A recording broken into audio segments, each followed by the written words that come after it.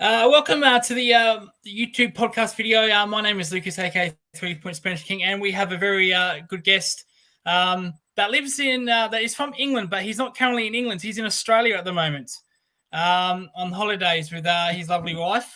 Neil, welcome to our program.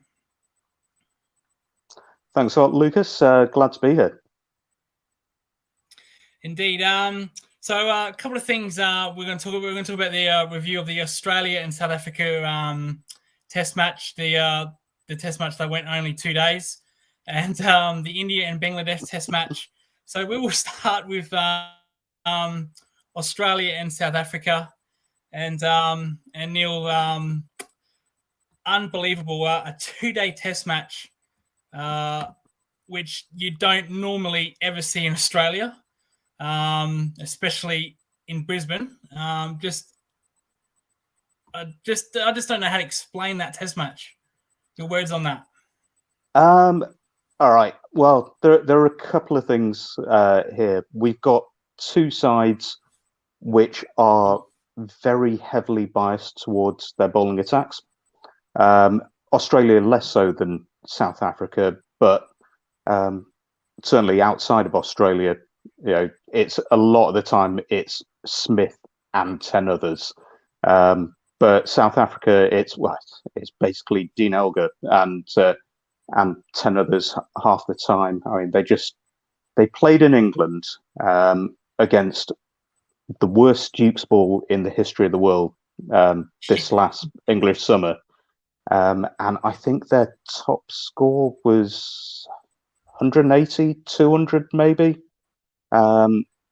It's not, well, it's far from a classic South African batting lineup. And yeah, considering our age, when we've been watching Test cricket, you know, we grew up watching the golden age of South African batters on batting friendly surfaces throughout the 2000s and early 2010s. You know, Amla, Callis, De Villiers, Graham Smith. I honestly think that there's only Elgar who's got the quality and the mindset to even stand up to those.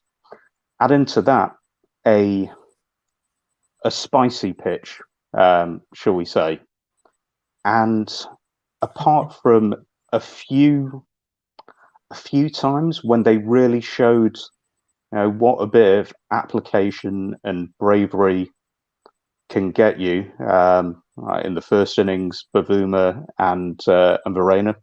And my apologies to any South African viewers. I think Mel Farrell did a post saying we're basically getting all our pronunciations wrong, and you know, being an India fan, I know how annoying that is. So I do apologise for that. You won't be the only one that do that today, Neil. And then second innings, I thought Bavuma again looked really good, and Zondo at the end, you know, showed that it was possible to, you know, guts it out and then make some runs. So it was a little bit of perfect storm. You know, great bowling attacks, poor batting lineups, spicy pitch, which we'll talk about in a sec, because as you say, it's not been a regular thing in Australia for a variety of reasons. Drop-in pitches, how much the boards want to get 5 days worth of food and drink income out. The old Kookaburra ball, I know before the World Cup people were saying that there's now additional lacquer and additional proper stitching, which means they don't fall apart after 25 overs and just go dead. So yeah, that perfect storm just kind of blew up, which meant it was really exciting to watch. Absolutely loved watching it. But yeah, you've got 2 days of a 5-day test, and we've now got to wait another week before we get some Test cricket out of these teams. Well, that's a double-edged sword, because you're absolutely right. You know, you couldn't. It's one of those Test matches where you couldn't take your eye off it. Compared to what we've seen in Pakistan with the Australian series, what we've seen with England, where you're just falling asleep and you're just hoping for a miracle. Hence, we got that miracle from a declaration in England from Ben Stokes in the first test. It is a test that you just could not take your eye off from. Yes, it went 2 days, but what would you rather prefer? Would you rather prefer a test match where you see 15,000 runs in a test match, or so 1,500 runs in a test match like we saw in Rawalpindi against England, or do you want to see 22 wickets fallen in one day?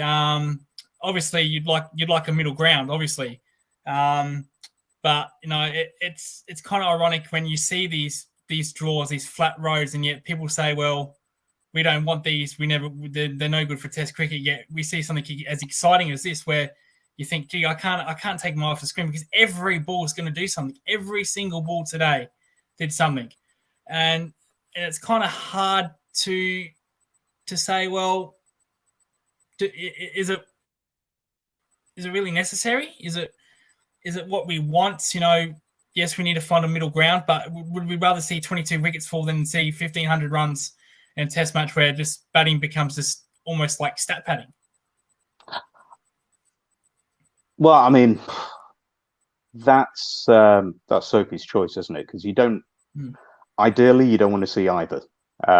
You'd prefer to see what we saw at the Gabba compared to what we saw at Pindi, which was only a match due to the ridiculousness of, well, England, but also like Pakistan. They're a classical test side. They're the sides that we used to see, but they scored a hell of a rate as well when they put on their 580 or something. They were going very fast. There has to be something in it for the bowlers. The only thing that I thought was wrong with the pitch was possibly how quickly the bounce got uneven. And I think the players were saying on both sides, that there were divots forming very quickly, and they'd hardened by today. And you saw the old ball absolutely rearing up, and that's where I think Dean Elgar hasn't actually said that it was dangerous, but he said it was, the unevenness of the bounce was veering towards. It wasn't as bad as the test match where he almost got it called off against India in South Africa, I think like 3 or 4 years ago, where it really was just going up at people's faces off nothing. But if that test had gone 4 days, I think it really could have been at risk of the pitch becoming dangerous, which in my living memory, there was only one test between England and West Indies where it got called off, I think, after about 10 overs, because like 3 people had got broken fingers and been sconned. And I mean, this wasn't that bad, but it was only day 2, and you were getting very, very uneven bounce. Nathan Lyon was getting particularly large bounce yesterday, and then you're getting one scuttling through. I think Bavuma's was a bit tough this afternoon with low bounce. Apart from that, I love a green pitch. I reckon that runs are only worth anything if you've actually got to guts it out. And we actually saw people do it 2 different ways, which was great viewing. Bavuma was very watchful, picks off what he needed to, was very compact. I thought Verreynne and Head went the other way and thought, right, if I put some proper pressure back on the bowlers by being aggressive, then teams will have to change the fields. It won't be quite as dangerous. And then, we saw Head later on in his innings last night, flashing at a few, and they'd go through the gap where the second slip used to be, but they've moved someone out now, and a few of those. So that was also great to see. Well, I think Alex Stewart better be thankful that he still got fingers from that Test match you just mentioned up in Barbados, where Curtly Ambrose seemed to line up his fingers deliberately. It got that bad. But looking at the scorecard, I think Dean Elgar was very disappointing in this Test match. Not just batting wise, but captaincy wise. I didn't understand why Ngidi bowled first. I would have thought you would have went with Rabada and Nortje. Especially the way Nortje bowled was unbelievable, frightening at times in that second innings while they're only defending 35. He was just making batsmen look stupid. Almost had whipped off Marnus Labuschagne's head off with a bouncer in that second innings. I think he's had a very poor Test match, Dean Elgar. And when you're a visiting captain that's coming to Australia, it's about it. It's not just about that. It's about captaincy. You have to get your captaincy right. That's very crucial when coming to Australia. And I think he just got that horribly wrong. I think there were some things that he did right and just didn't come off. I actually don't have an issue with Ngidi bowling before Nortje with the new ball, because I think more than anyone in that side, if there's going to be lateral movement there, then he'll find it. But it was pretty quick that Ngidi bowled, and also Ngidi tends to be fairly tight. So, he'll bowl a few. It was pretty quick to say that, right, there's nothing going on. Right, get in, Nortje, and blow off some pads and heads. So that I didn't mind too much. I thought he was. I thought at times yesterday, when the match was lost, was the Smith and Head partnership, and I thought he did all right. I thought it was fair enough to bring in Maharaj, and he whipped him out of the attack when Australia went after him pretty quickly. I thought at times he stayed with Rabada too long. I know he picked up 4 wickets in the first innings, but honestly, he looked a shadow of himself. He was about 10k down on where he would normally be. Yeah, he was low to mid 130s, and he was loose. My God, he was loose. And Jansen, I thought, got underbowled. I thought this morning he got brought on too late, when I think by the time he came on, Australia had already scored like 33 runs in about 20 minutes. And he's a proper point of difference there. If what you're doing isn't working at both ends, then change it up. What I did like, and I generally do like from cricket captains, apparently, is, and I know that English people are supposed to hate this, especially hate it when the Aussies do it, was he was in the batter's ears all the time. It was proper old school stuff, the stuff you get from the great team that the Aussies had in the 2000s, constant chat, proper fight going on there, sort of thing I love from Virat. And I think that got to people. I know you mentioned it about there being a few verbals, even at the end after they bowled the last 5 wides and lost the game. There was a bit going on. That's good. I mean, look at how many teams actually come to Australia and even compete, let alone win. I mean, we're looking at India over the last 2 seasons, and we'll say we were competitive in 14-15, mainly because Virat just had an all-time great season, and the Saffers, who give us as good as they get.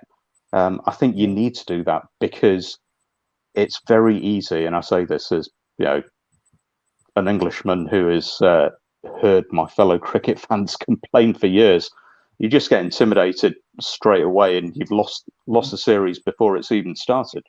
So that part of it, I really liked. I thought, yeah, on field there were some decisions. I also think he didn't have the tools to make a competitive total against this attack on this pitch.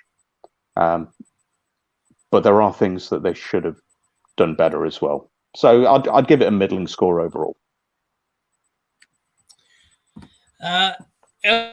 Earlier talked about the way Bavuma played and the wicketkeeper. Again, I'm horrible with pronunciations. Verreynne, I think. Verreynne. Yep, the way Verreynne played and Zondo in the second innings. It seems to me when they took the game on, including Travis Head as well, when they took the game on, they found it easier instead of trying to defend, survive. When you got into that mode, wickets fell almost every ball. Was that an attempt that South Africa probably should have done in their second innings? I mean, it's hard to say because I thought Elgar was on the wrong side of a marginal call. I thought, how many times do you see an LBW given at the Gabba?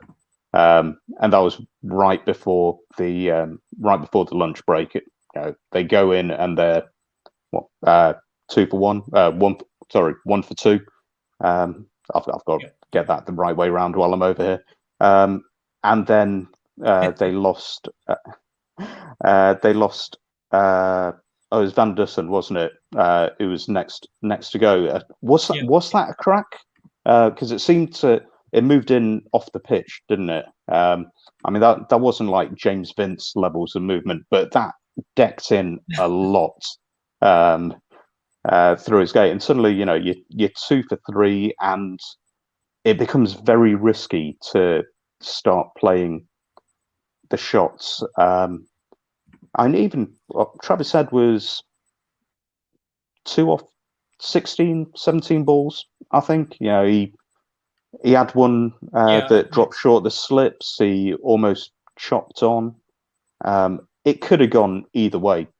Australia could have been, 5 or 6 for 50 from taking the game on. But what it does do, especially if you've got a nervous captain, and to be honest, the only captain really that I've ever seen have the courage in his convictions to carry on doing stuff even when this happens is Ben Stokes recently. I've got my own theories about how he's able to do that. But people start taking slips out. They start moving people out onto the boundary, and suddenly you got gaps that your edges are going through. You're able to knock the 1s and 2s, and it just kind of snowballs from there. I would have been happier if South Africa had done more that a bit earlier in the first innings, and possibly they would have if Scott Boland hadn't taken 2 and an over.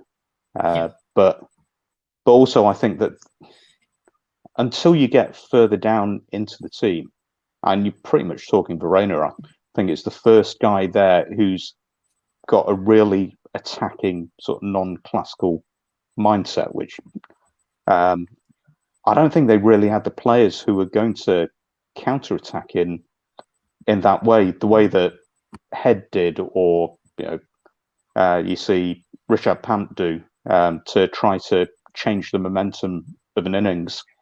Well, they had a batsman keeper that played like that in De Kock, but he retired. Yeah. I mean, this is the main issue that South Africa have got, that their central contracts aren't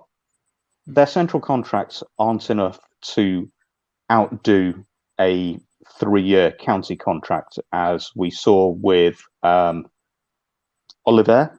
I think it went Kolpak at Yorkshire, because he said a 3-year Yorkshire contract pays more. That was a real pity, because he'd just been man of the series at home. This is the problem that they've got with player retention. I we've seen of the new guard, Stubbs. Don't know if he's ever going to play red ball. Brevis, same. They're already Brevis is on two. Well, it must be close to 7 figures with Mumbai Indians, at least across the couple of competitions.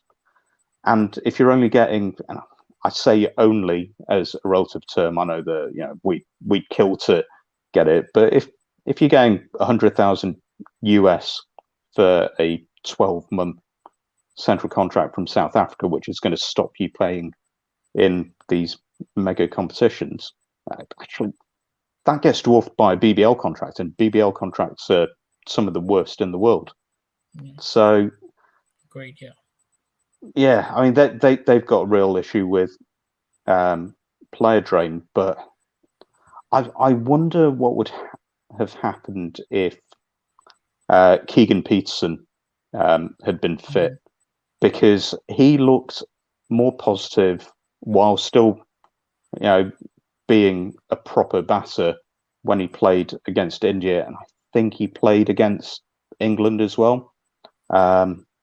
And Rassi, for all he's done, I think he's got brilliant stats in ODIs and stuff.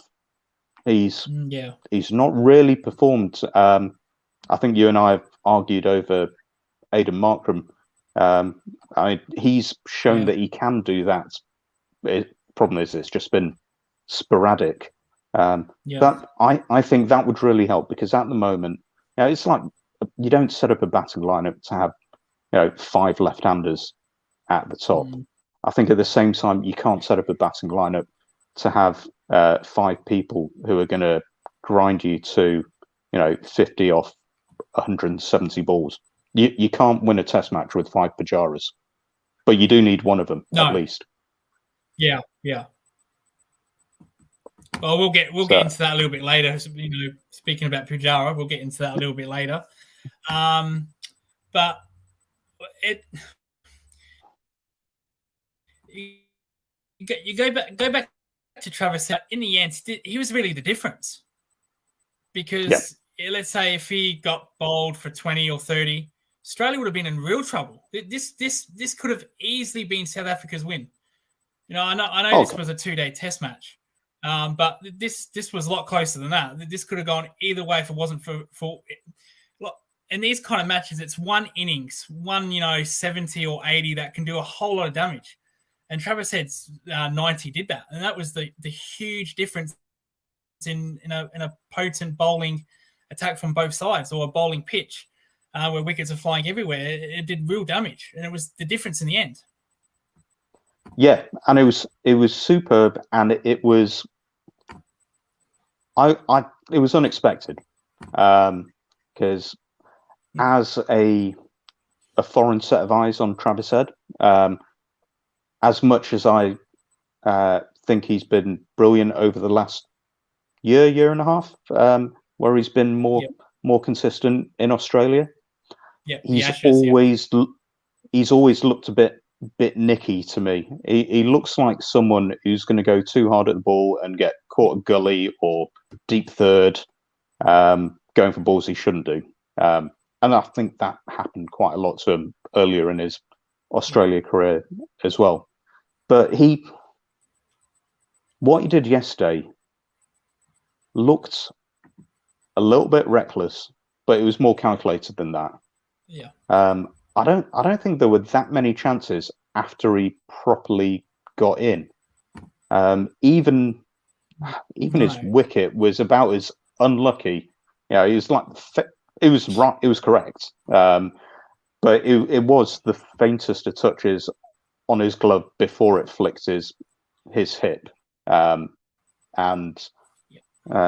wasn't anything that he'd done massively wrong there. So, his with 2 bowling attacks that maybe cancel each other out, that innings 90-92, that was the difference between the teams, and it wasn't as chancy and reckless as maybe you'd normally imagine. It was a really mature attacking innings. I was really impressed. I still think he's going to be an absolute shambles when you come over to India, but in home conditions, he is very good. Results. We saw that in Pakistan and Sri Lanka where he really struggled.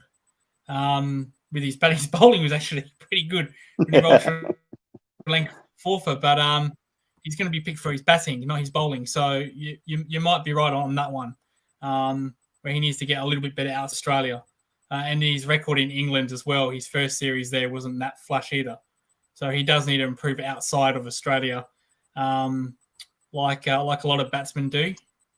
But he's improved at home massively in the last 2 years. So there's no reason to think that he can't learn and get better away as well. I mean, all the greats of even just in our era, they've all failed and got better. That's what makes them really good. And I've just been really impressed with him in this test, and also the two against the West Indies, and what I saw of the Ashes last year. Massively improved player, and his innings was the difference between the two sides in this match. Well, I'll tell you, we're gonna sadly miss him during the Sheffield Shield because he's our only decent batsman.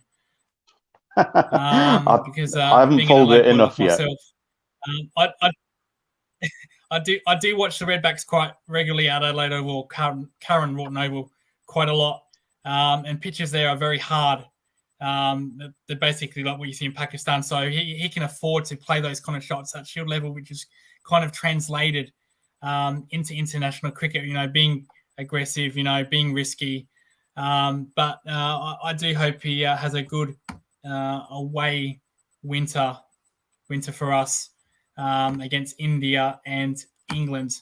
The second innings. Actually, no, I won't get to that. I'll get to that a little bit later. David Warner. A lot of talk about David Warner. My God, he seems to be the only player in the news these days. A lot of debate whether he should retire. He's not himself. From watching David Warner, I just don't think he's mentally there. I think this burden from Cricket Australia has just mentally just fried his brain. And I think his footwork, when you watch him, his footwork is not there. He's getting out to balls that you don't see David Warner get out to in the old. That short ball against Rabada, yes, it was a surprise ball, but really he should be standing up to that and just smacking that for 4 or 6. So I just don't think mentally he's there. And if you're not mentally there as a cricketer, whether you're a bowler or a batsman, you really shouldn't be playing cricket at any form. Yeah. You know what I didn't realise is that this process, if you can even call it that, because it seems about shambolic a process as we've seen. But I didn't realise it actually been going on in the background for months now. So he's trying to play cricket while at the same time going through all of this, which clearly affects him at home. It affects his family. It's impossible to keep your mind straight. And I saw him over the Aussie winter. I was in Townsville for the first ODI against Zimbabwe, and watched the rest of the series and the New Zealand ODI series as well. And actually, he was pretty much the best player on show. But as we all know, the white ball doesn't move sideways. You've generally got one slip, maybe 2, and that's for a few overs. You can afford to make mistakes. You get into, and he was doing okay against the West Indies. His dismissals were sloppy. He was scoring runs, but very soft dismissals. I mean, the second test, he'd taken 3-4s off Azori Joseph already before chasing another wide one and nicking off. And yes, and the West Indies are missing a load of their bowling attack was threadbare to say the least. At one point, it honestly looked like they were going to have to call Lara down from the commentary box to get on field because they had no one left. They were falling down left, right, and centre. Like Roach is by far their best fit bowler.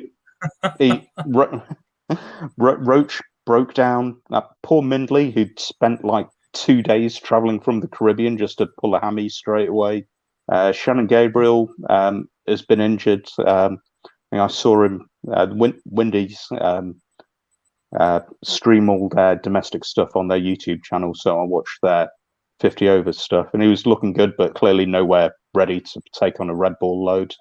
And they had a load of guys who barely, got 10 tests between them, plus Azori Joseph and Jason Alder, and even then he was making mistakes and getting out. You go from that level of test attack to South Africa. I mean, you're talking. It's between them, Australia, maybe throw in India as well as like the best fast bowling lineups around. You can't afford not to be 100% on your game, even if you are. You get a pitch like this, and it's gonna get you out. What I hope with Warner is that for the rest of this series, now that this whole leadership parole system that they've had, now that that's over and done, he can get his head clear. He can just concentrate on the cricket, and he have a couple of very good tests at the MCG and SCG. As far as his retirement goes, I think I'd messaged you before. I was half tempted to say, would he do it after the Ashes? He's in a really tough spot, and Cricket Australia are in a really tough spot because you're almost guaranteed to be in the WTC final. You've got India first, where Warner is rarely performed. You got England afterwards, where Warner is rarely performed. So for either of those two series, you could say Warner's not going to be really worth a huge amount. It's not like replacing Smith or something.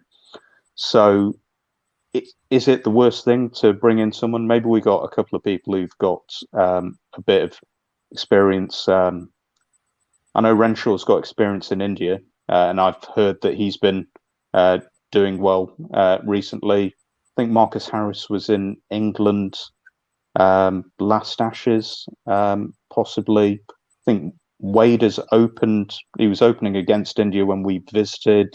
Yeah. There are a few, and I assume Pekovsky won't be playing cricket. And so, you got three guys with some experience in the two countries, but you got the WTC final where you've got a guy who's got, was he on 24 test centuries, the most experienced opener that you have. And a guy who gets himself up for the big game. So do you want to be letting go of him when you've got that one-off game, and his mentality, his experience? He's still an absolute gun in the field. He's clearly good around the group. Do you want to lose that and bring in someone new? So from that point of view, with Warner, I think it's a really difficult decision. If it wasn't for the final, I'd be tempted to say maybe have your farewell at the SCG because his home test. Against high pace, I think it might just be age, but he just looks those couple of milliseconds slower and less comfortable. Whereas 5 years ago, he'd have been absolutely fine. And in India, well, no, we're not going to bring in Umar Malik, but we've still got 2-3 guys who are 140 plus.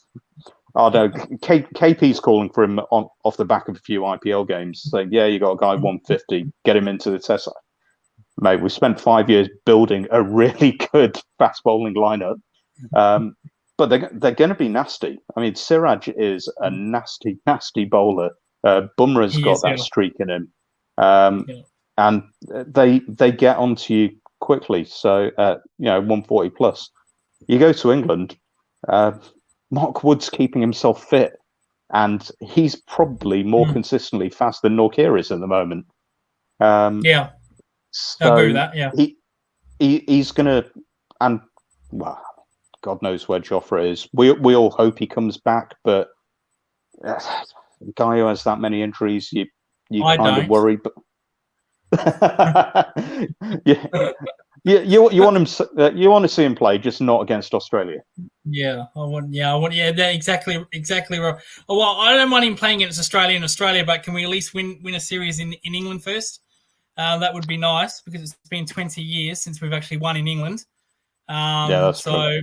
But I'll deal with James Butler on that one on another date. Don't worry about that. But yeah, go on. Yes, I mean, I don't know. If it wasn't for the WTC final, I'd have a word with him and say, look, come the end of this home summer, maybe it's time. We still need your experience, especially with Finch retiring in the white ball and the World Cup in India, where he's got a really good record. And then, look forward after that. I mean, I don't think he's going to make it to the USA for the T20s. Got 2 years to prep for that. But yeah, I think we're starting to see that. And yeah, it might be after the end of the Ashes. Problem is, if you have to take someone for the WTC final, then it's hard not to take them at least into that first test at Edgbaston. So, especially if they perform, I think the finals at the Oval. I'm going to be back in England by then, so I'm going to have to get some tickets. But that's generally a good batting pitch as well.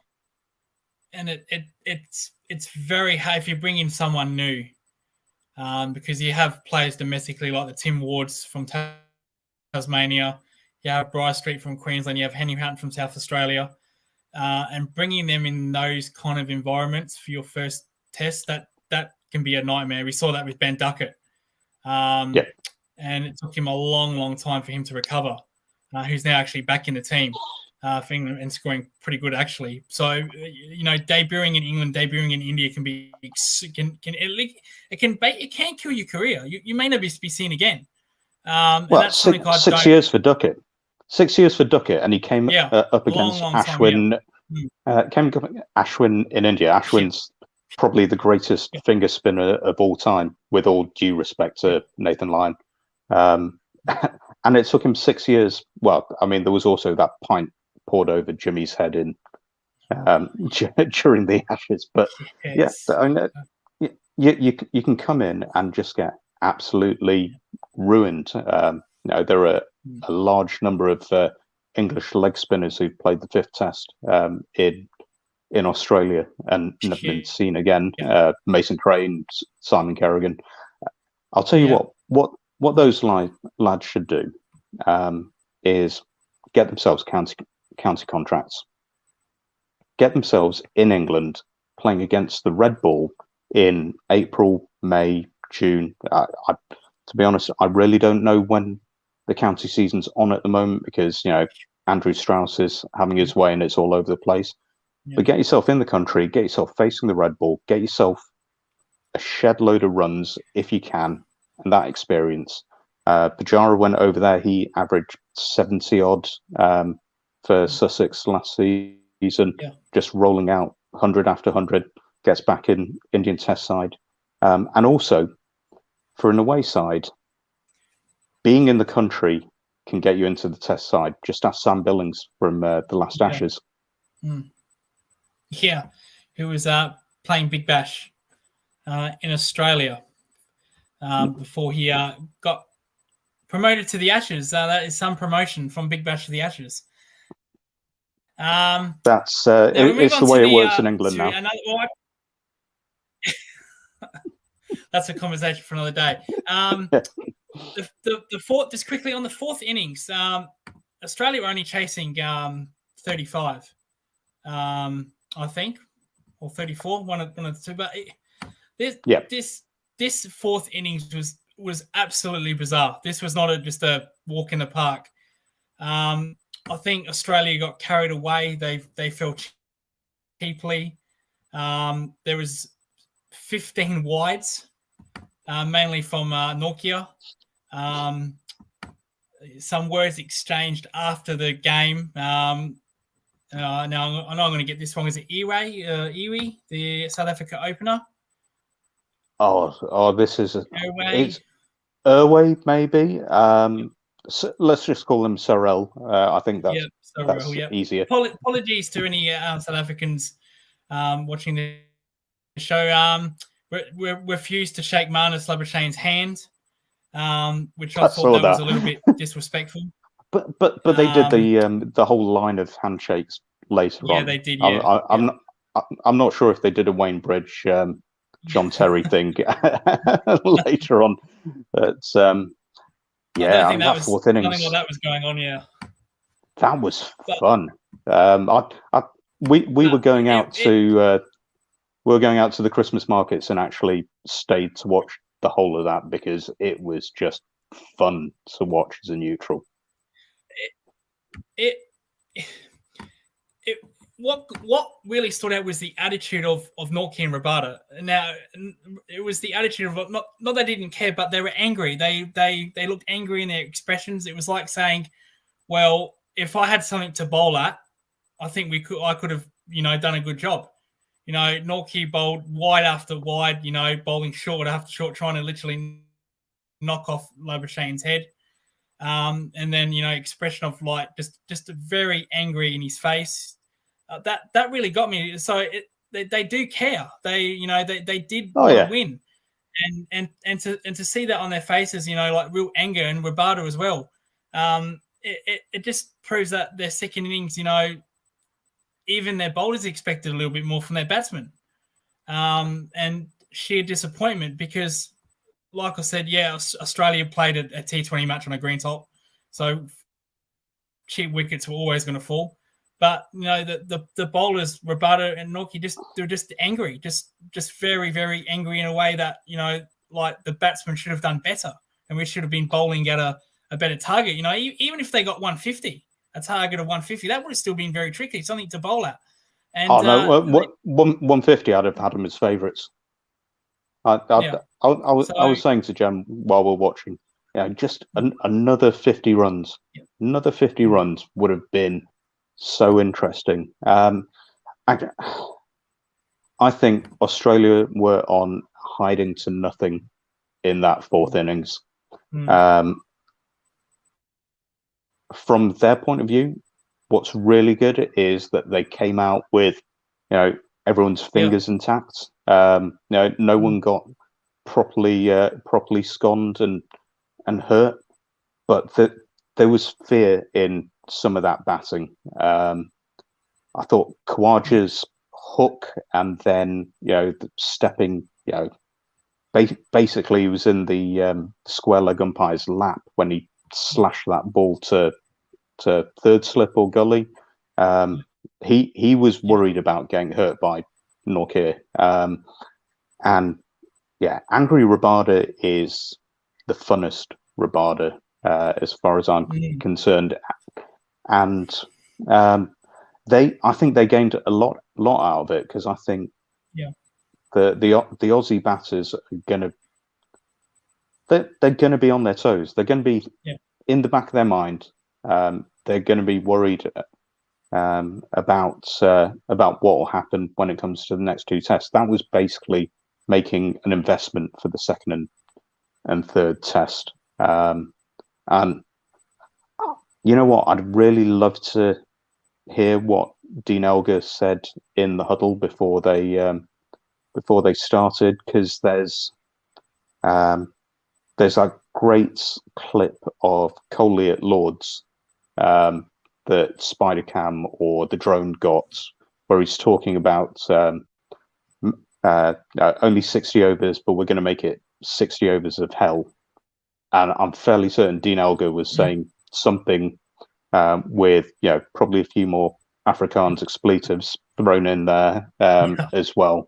But it was just box office. It was just absolutely downright aggressive bowling with nothing to lose. And I think any of those bowlers, if they hadn't gone in that hard, I think there's another guy, Kurt Sear, possibly, who bowls absolute wheels, weighing on the sidelines. We know that these are the four main bowlers, even though Janssen occasionally gets dropped, but they're the four main bowlers. But they are on their toes, and Elgar's clearly made it apparent to all of them that they have to go in 100%, or they're at risk of getting dropped. 15 wides. It's absolutely hilarious. But again, I mean, the amount of bounce that they were getting is insane. But even with those wides, Nortje expression was still very angry. I'm still going to bowl that. I'm still going to absolutely rip. They actually Rabada's and Nortje's attitude was, I want to rip your head off. I want to literally take your head off. But the point is, why didn't they show that fight in the second innings of their batting? Why did it take till the fourth innings where they're defending 35 to show that fight? Well, to be honest, it's a different type of fight, though, isn't it? It's one thing to do your main skill really, really well, really, really aggressively. It's another thing to show fight through. That's more about listening to yourself and not shying away. I mean, what they weren't doing, and I'll say this for them, it's not like at the back end of the Ashes where England's lower order were, like I say, in the square legs umpire's lap and just getting bowled because they'd shown all three stumps. They went to really good bowling, and possibly they don't have the skills to keep that out. And it takes a certain strength of character when you're getting bowling that good and that aggressive to still, stick to the basics, to, get in behind, play the ball on its merits, stay in line. The sort of thing, and we're going to talk about him later, the sort of thing that Pujara's done the last two tours of Australia, and just, get hit and then play the next ball on its merits. Again, I don't think they're good enough batters for that. I think the bravery is fine, but it's a lot harder to get your mind to tell your body to stay in line and do the basics well when the bowling's that good. Well, I was going to say, I want to see that from them from ball one in the second test, but I don't, because I actually want to win this series. They can do it in Sydney when we've won the series, but if they bring that kind of game, then that is, that they'll rip through anybody with that attitude and that mentality. So anyway, we'll go into because we do want to go into India versus Bangladesh. We'll go through the ratings, rate each player out of 10. I do this with James Butler a lot when England play. Okay. So with Australia, we'll just go through these. David Warner. It's hard to go higher than a 2, possibly a 1. I mean, he wasn't out there long enough to merit anything. And I think, he was fine in the field, but everyone was fine in the field. And actually, I think Australians set such a high baseline that I'm going to say a 2 on the basis that I know that he's got a lot of stuff going on in his head, but yeah, needs to be better. He does have a lot of stuff in his head, but I'll have to judge him on his performance. I'm giving him a 0. He had no impact. Yet he was good in the field, but everybody was good in the field. And as you said, Australia's fielding is high, so standard. Catches like that from Pakistan players, West Indies, you think, oh my God, that's an all-time worldie, where there would just be average catches to Australian players. They set themselves that high standard. Usman Khawaja. Worse than Warner. Because that second innings, that was a scared innings. I don't think Warner was scared. He was still, like, even when he was on a pair, he was still doing the basics right. But Khawaja with that hook and then backing away to slash, that was bad. So yeah, if I gave Warner a 2, then Khawaja gets a 1. I'll go with Khawaja a 2. I think he had a very poor test match.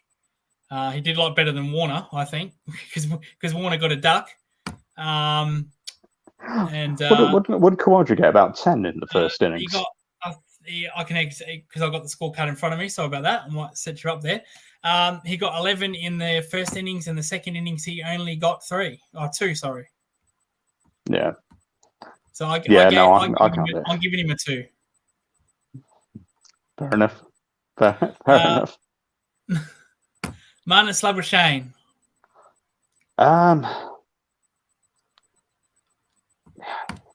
He wasn't around very long, was he?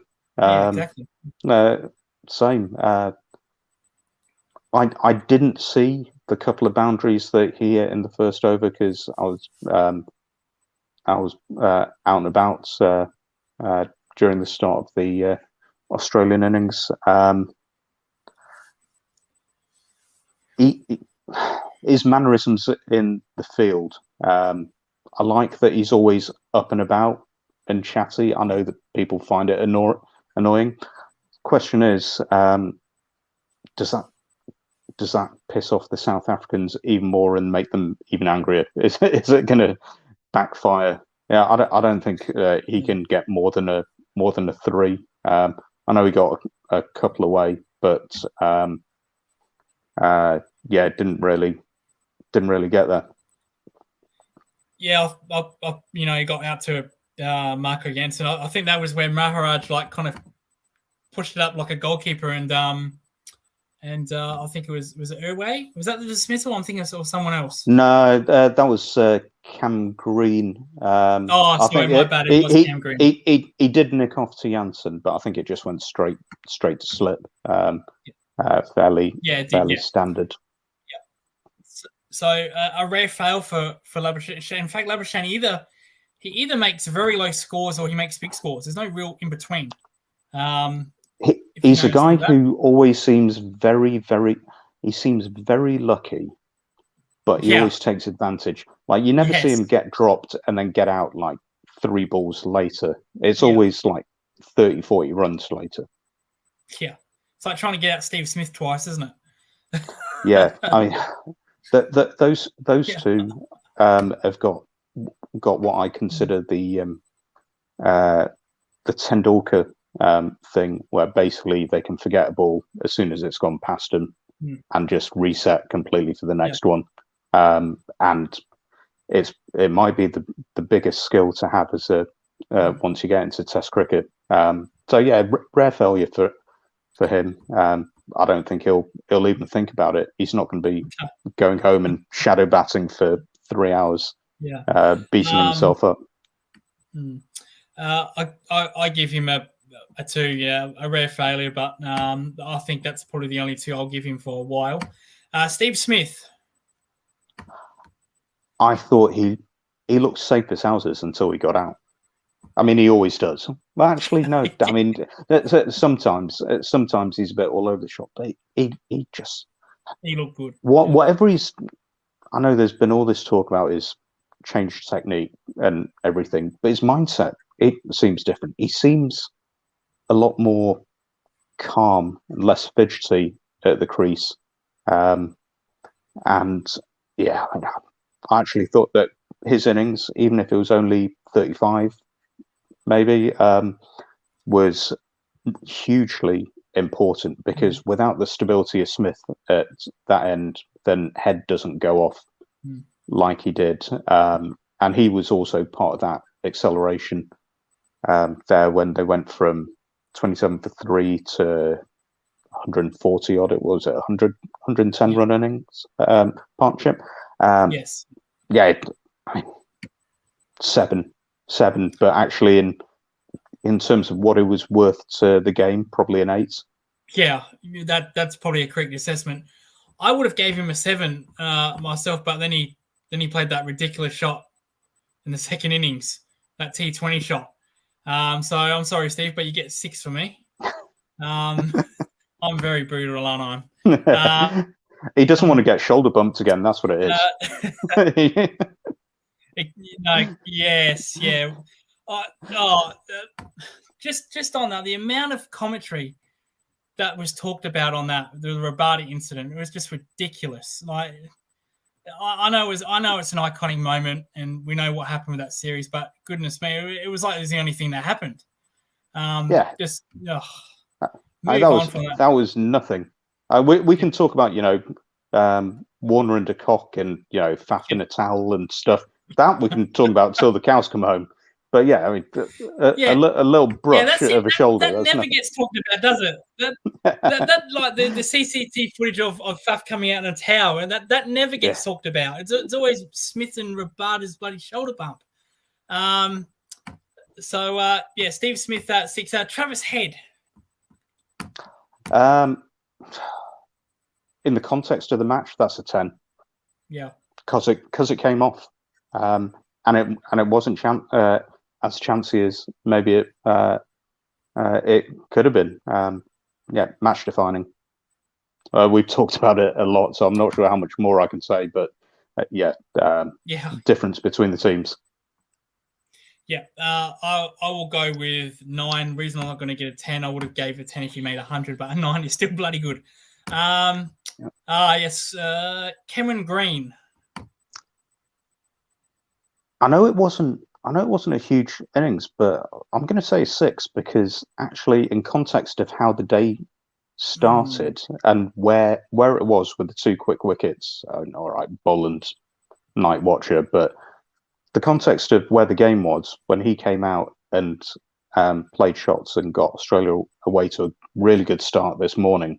That was very important, even if he was only out there half an hour. So yeah, I'd say 6 for that.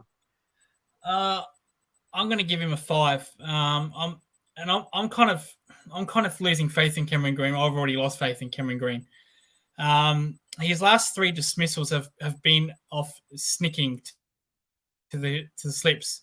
It's a bit like Zach Crawley. He has trouble doing that, and he's not as compulsive as. He's not a Crawley or Vince. He's not a compulsive driver in that way. No, but when former players come out and say, "Oh, you're the best batsman since Ponting," because you've had one good Shield season. That, by the way, that was a ridiculous take by Ian Chappell. We should know better than that. Well, we've had a few about Test cricket from Ian Chappell recently, so that's probably not his. That's probably not his worst. Yeah, no, good point. It just too much pressure on players, and unfortunately, Cameron Green hasn't lived up. He's good in bowling. He's a good 4th bowling option, Cameron Green, when nothing's going wrong. I'll give you that. He's a good. Is he better than Mitch Marsh? I think they're the same. I'd possibly trust Marsh a bit more. I think he's a point of difference as well. He's because it's a bit more sort of military medium, swings it a bit more. Well, they're both, from what I always hear, they're both nervous starters. So it takes them 30, 40 balls to get off to find something. I think when you start talking about someone like that, are they really any good? I think sometimes we swing too far the other way because Cam Green has been ridiculously overhyped. Yeah. Oh, yeah. Anyone who's sensible knows that, and it's because Australia haven't had a truly great test all rounder since Keith Miller. So you do it so everyone, Watto had the same thing as well, and it's way before time. His batting is good, but not brilliant. His bowling he's second change at best at the moment. A lot of it's because he's very tall, and people love that. If he was a spinner who batted well, he'd never get hype because we like fast bowling all rounders more. And yeah, it's just, I think he's good. I think his innings against Sri Lanka got him quite a bit of credit for me when he got 70 or 80 odd and really took it away in the first test. I thought that was excellent, but I haven't really seen it in the tests in Australia. I've got to be honest. I think he played well today, but it was a short innings. And also, don't get me started on what he's like as a T20 player, because he other people much richer than me are going to buy into the hype and give him a huge contract, and he's literally performed in two matches on decks at absolute roads in India, which was soaked in dew, and he got dropped about 5 times by Akshar Patel, and has failed every time he's played a T20 in Australia. But he's very tall, so people feel safe with that. It's one thing that really annoys me with the IPL, that they can throw money at these test stars that are not even established, and get them into IPL, which I it's money these days. I get it, but that's that's one thing in world cricket I would stop. I give Green a 5. Now, we're not going to do Alex Carey, because Alex Carey got not out in the first innings and he didn't bat in the second inning, so it's very hard for me to give a rating. If you want to give a rating, you can. Did he take one to the head? Did he take one to the head in the first innings? Yeah, came off his shoulder, but I think, right. The only thing I thought about Carey in the first innings was, I'm not sure he farmed the strike that well with the tail, because you lost 3 for 5 when, if you got Cummins at 10, and even Lyon's good for a bit, but at the same time on that pitch, those bowlers, he shouldn't have been giving them more than 1 or 2 balls and over, and I think he could have farmed it better. But otherwise, I thought he was okay. I mean, he took it. He took his catches. His keeping was fine. I'd give him a 5. I thought he was okay. Didn't do anything badly. Not particularly well. I don't think he was given the chance to do anything bad or good, because, like I said, he remained not out. He didn't bat in the second inning, so it's very hard to judge for me. So I'm going to say no rating there. This one is a lot of debate going to be this week about if he should be playing or not. That's Scott Boland, because Josh Hazlewood is ready. And my opinion is that I don't care how good Josh Hazlewood, when Boland's in this form, you don't drop him. How do you see that? On a pitch like that, someone who is as accurate as Scott Boland is really hard to drop. And also, you know this better than me from watching Shield cricket. How's his engine? Is he someone who can keep going all day? Like a Siddle or something? He'll especially in Sheffield Shield on outer grounds like Allan Border Field, Carlton Alton Oval. I did watch him live at Carlton Alton Oval in Adelaide, where those pitches are just hard. They're just like Pakistan pitches, hard, absolutely nothing. And he'll steam in all day, bowl 6 overs in a row all day, keep the same pace. He's not very quick anyway. but he'll keep the same pace and he'll keep the same nagging like a housewife, just keep the constant nag line. So he'll go in all day. His engine's completely fine. Well, exactly. If you got an attack that has got stark, high 140s, touching 150 and above now and again, Cummins as well, and you've got another guy who will come in, give absolutely nothing away all day, and chips in with wickets. You want. This is like he's like a cross between a racehorse and a workhorse. It'll be there so that your strike bowlers can come in, have really, really fast, really nasty spells of 3-4 overs, and then go and sit in the outfield for an hour and a half recovering, while he's holding up an end, and the opposition's going nowhere. I know Hazelwood does that well, and I know he's probably 10k faster. Yeah, nothing against Hazelwood. Hazelwood's a fine bowler. He's a world-class bowler, but you just can't drop someone in this kind of form. No, and he's perfectly suited to home decks. There's a question what I'd do abroad. If I were him, especially considering he doesn't have white ball commitments, get him over to county championship. He'd be absolutely cleaning up. He'd get loads of experience with the Duke's ball, which I think outside of one season where he used it in the Sheffield Shield, don't really have as much experience in Australia. He'll do fucking wonders with the Dukes, especially if it's a bit cloudy over there. Get him ready for the Ashes, and do what you did in the last Ashes in the UK, and what you didn't do. I don't think curators will leave those kind of pitches. I think they'll go hard, because if they leave green tops or bowling friendly conditions against Australia in the way they play this Bazball, they won't survive. They'll get rolled. So I don't think the pitchers will suit Scott Boland over there. They will in county, absolutely. I just don't think the curators in England will leave those kind of pitches for him.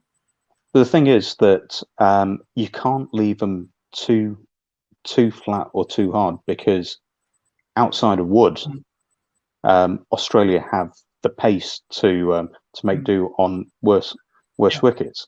But you get them a bit green. You got clouds which curators can do nothing about.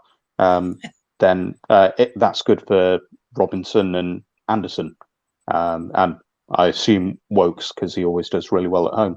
But then Boland will absolutely eat up those conditions. And I say the one thing you did brilliantly last Ashes in England was the rotation of your pace bowlers, because Siddle played a few, Patterson came in.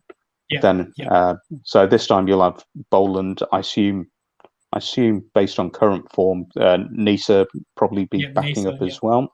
Nisa plays county cricket, I believe.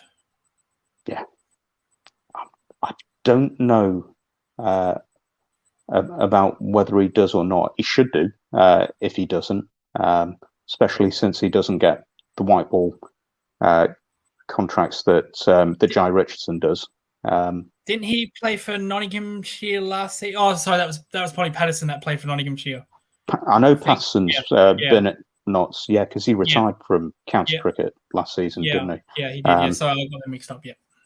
But also, if you're not playing IPL, then get yourself a county contract, get ready for the Ashes, and unlike state sides, then foreign players can get in, because there isn't that close relationship with the national board. So he'll easily get a contract there. The thing, that rotation you did really well last Ashes, whereas the last BGT trophy when we won in Australia, you didn't change that bowling lineup all the way through, and by the end of the Gabba test, your bowlers were absolutely wrecked. Which is why 36 all out is the best thing that happened to India on that tour, because it made you think that you could just roll everyone. Well, I actually said that after the first test. I said no, that will never happen again. That was just a freak accident. and everyone was saying, "Oh, you don't know what you're talking about. Oh, it's going to happen again." I said, "It won't. It won't. It's just one of those freak accidents that happened. Like this game was a freak accident. This will never happen again in Australia. I can guarantee you that." And Australia will not bowl out India ever again for 37. That's I think that was just one of those moments where everything Hazelwood and Cummins did that day just went to gold. Yeah, every edge got caught and then got caught. It was I mean it was perfect, but that doesn't happen. We all know that. Yeah. So where were we up to? We just done Boland, haven't we? Oh, we have. Yeah, Boland gets a 7 for me. Boland gets a 7.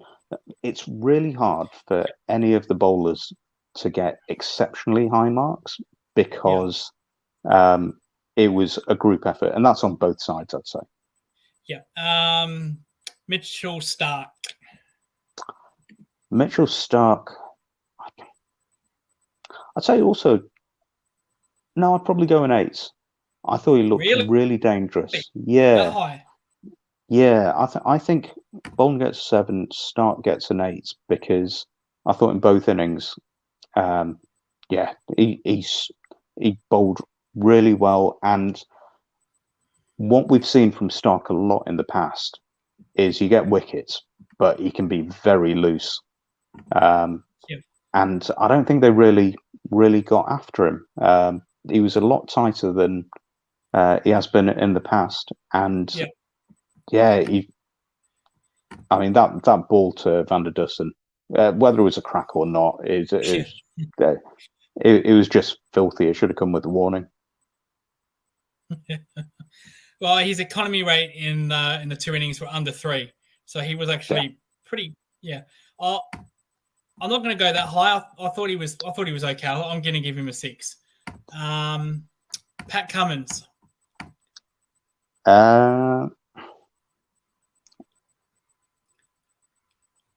I'm not getting higher than a 6. I thought he was off. I thought he was off in the first innings. Yeah, I really didn't think he bowled that well. I thought he was much better today, but not to the same standard as Boland and Starc for me. And I thought is the 3 balls he faced were not. That was not the batting of a leader. No. He looks. He's scared. a better batsman than that. He's better than that. Yeah, we've seen him. I mean, he's someone you'd normally. 10 is low, very low for him. I mean, I know that it's because Boland was in as a night watcher, but that was a bad innings, just in terms of optics. And as the captain of a team that's going into a real fight, you don't want that. I think. Do you think he's a little bit selfish at times? In terms of his bowling? Yeah. You mean taking the new ball? Spells, yeah, and captaincy in general. I haven't I'll seen give you it. an example. I haven't seen it too much, but like the 5-wicket haul, I think he would have bowled 50 overs in a row to get that 5-wicket haul. Yeah, but I mean, this isn't. He was still getting stuff out of the pitch. I mean, this isn't Joe Root continuing to bowl against South Africa and getting hit for 28 by Maharaj because he wants a 5th wicket.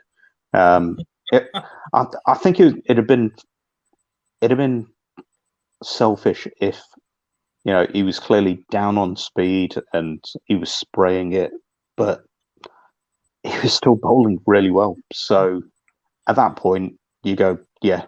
If you're still bowling well and creating chances, even if you don't get wickets every time, then that's fine. Yeah, I'm gonna give him an 8 based on the second innings because he took a fifer.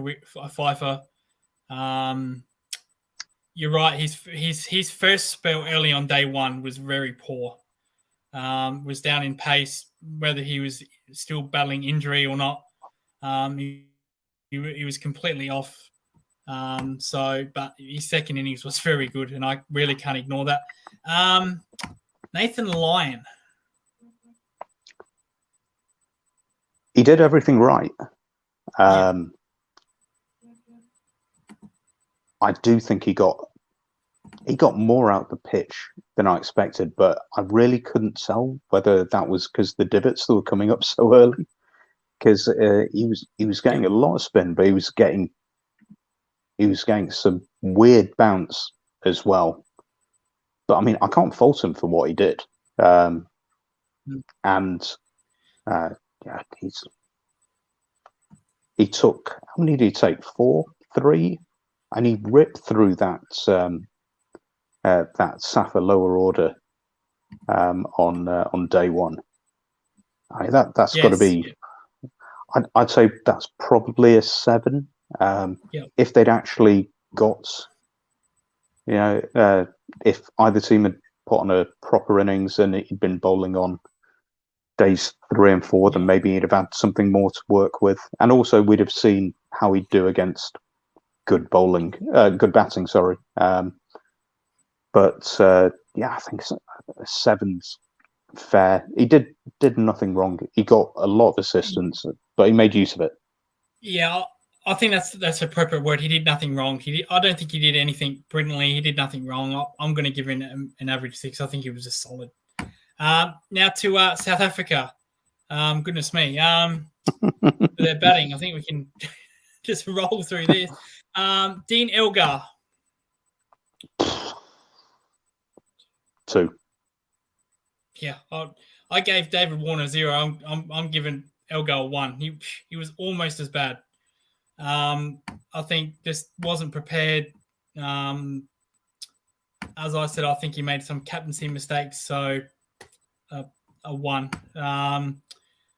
Erway, the other opener, or Sarel?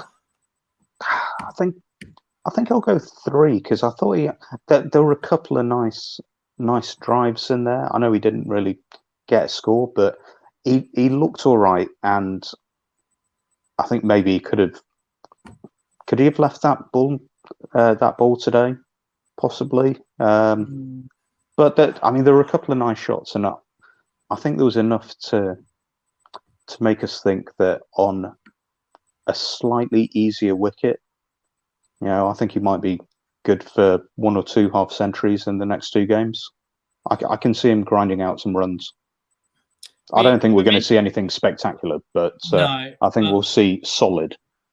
We mentioned about debuting in India or England can be very tough. Erie's not on debut, but having a debut series in Australia can also be just as tough.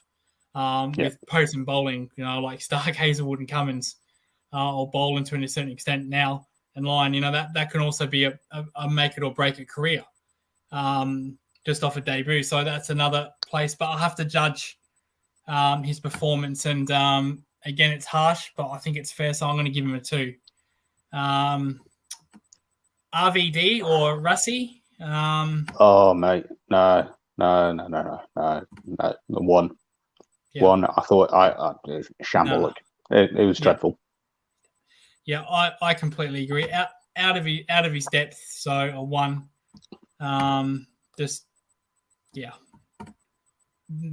Unfortunately, we said this about South Africa. Their depth on their batting is very poor, so they've probably got no choice but to play him with injuries like, as you mentioned, Peterson, who's injured. But he looked way out of his depth. RVD did. Bavuma. Oh, you see, I know we only got like 2 30s. But actually, relative to everyone else, that's absolutely amazing. I'd be tempted to say 7 because I thought the way he approached it was really good. I thought he was very unlucky today with the LB that he got. I didn't see the one yesterday, but the way that I saw him bat, he wasn't overawed. He played the ball on its merits. He didn't look intimidated. You talk about a guy who's my size, which is like 5'6". And you've got these absolute giants there bowling at his head. But 7 for me. I thought that was. I thought that he held together the innings yesterday, and he looked good today. Actually, I mean, it must have been a partnership of 30 before he got out, and yeah, I was actually really impressed. Yeah, I'm going to give him a 6. I think he was okay. You know, he did get the 2 starts. I would have liked him to get a bigger score, something like Varane did or Travis Head. Probably the only thing I'll stop him from giving a high score, but he did not look out of place at all, and I thought he batted very well. Zondo. I reckon he gets a 6. I thought he was a bit unlucky. Was it umpire's call in? Yes. He'd only faced like 2 balls and got just clipping.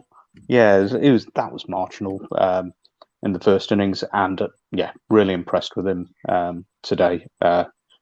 I thought, I mean, it could have been an innings defeat, but he got some good runs, played some lovely shots towards the end, and he looked pretty good. And this is a guy who I think I saw his debut maybe in the white ball team about 3 or 4 years ago, and I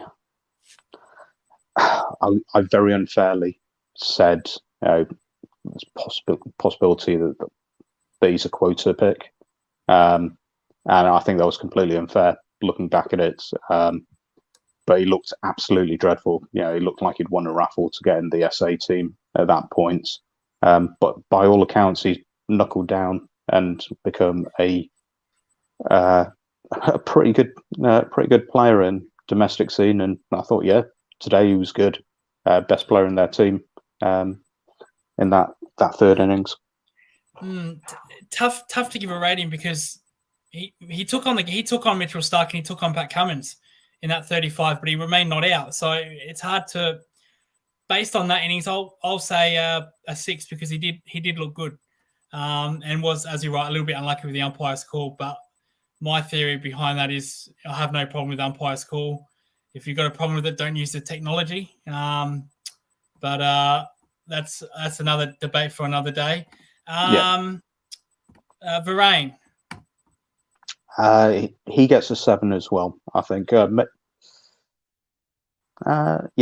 because he nicks off today. Yeah. But I thought his innings, his first innings, he performed really well. I thought his glove work was absolutely fine, and that little bit of counter attack in the first innings really dug them out of the hole. I'll give him a 6 based on the first innings. He was really good. I would have liked to give him a higher score, but he did get a 0 in the second innings. A little bit disappointed. But then again, that was probably down to Boland's magic nagging line. So there's no shame in that. He might be injured though. There was a ball that that Nortje was bowling that fourth innings. He was bowling 148 clicks, and it kind of hurt his hand. So it could be under an injury. I don't know. I don't even know who the backup keeper is. Oh Lord, no, I've got no idea. They might have to bring Miller back. Oh no, Heinrich Klaasen's in the squad, I think. Okay, Klaasen. Okay, yeah. So one bid. Did he keep in the Indian series? I don't know about tests. He's definitely kept a lot in ODIs, and I think T20s as well. He's kept in the IPL. He's a very tidy keeper, big hitter. I'm a big fan. He absolutely destroyed us in a game in South Africa once. I don't think he's as good a batter in tests as Varane, but yeah, he's there and he's a reasonable player based on the white ball stuff that I've seen. I don't know how bad that injury is because I know the Sappers are tough guys, but if it was a broken finger, then with nothing to gain by staying on and maybe getting another crack, I'd have taken him off straight away. I assume it's just soreness, and he'll get a bit of ice and some anti-inflammatories and stuff, and he'll be good to go. And he's got an extra 3 days to recover now. He does. And a reflection on how quick Norkie actually was bowling in that fourth innings to injure your keeper. Okay, Maharaj. The lad's in a tough place, isn't he? Did he bowl like 2-3 overs? He got taken down. He did. I don't think he. I think what counts against him, though, is that he didn't extract anywhere near the output out of the pitch that Lyon did. Lyon got a lot more out of it. I know that Lyon obviously is a better spinner, but also particularly gets that overspin so that any differences in the pitch, he gets exaggerated difference in bounce there. But yeah, his bowling barely used, wasn't good enough. I take a huge amount of opposition to Ishigu's idea that having Simon Harmer in there would have made a huge difference. That was comical. I can't believe she said that. What the hell is going on in that box? Was she on something or what? I couldn't believe when I saw that. Well, I could, because I've heard a lot worse come out of that Fox commentary box. But yeah, I thought what was good and what Maharaj does do well, and what I was a bit disappointed didn't come out in the first innings, was he had a little bit of a counter in the second innings, and I think he hit a quick 16, maybe. Yeah. And actually, in the first innings, across the South African batting lineup, I was very disappointed that the tail didn't really wag, because Jansen, I think it was Jansen, got 50 at Lords. Maharaj, he's taken down Joe Root for 28 in an over before. We know that he can counter-attack a bit.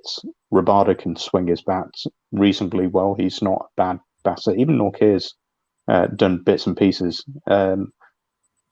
And none of them stood up with the bat when I expected a lot more out of them. But yeah, I think, Maharaj. Yep. I'm going to give Maharaj a 3. He did. When you're a spinner coming to Australia, you have to be bang on the money, because we saw that with last year with Jack Leach, where Warner, Smith, Labu, they just went after him. They just bullied him out of the attack. And we see that so many times. Yasir Shah in Pakistan as well, when he came over, got bullied out of the attack. Moeen. Yeah, Moeen Ali as well. Been destroyed. Yeah. Yeah, even Paul Mason Crane, they went after him. So as a spinner, even Ashwin's been, taken to the cleaners sometimes. Ashwin basically it's taken him.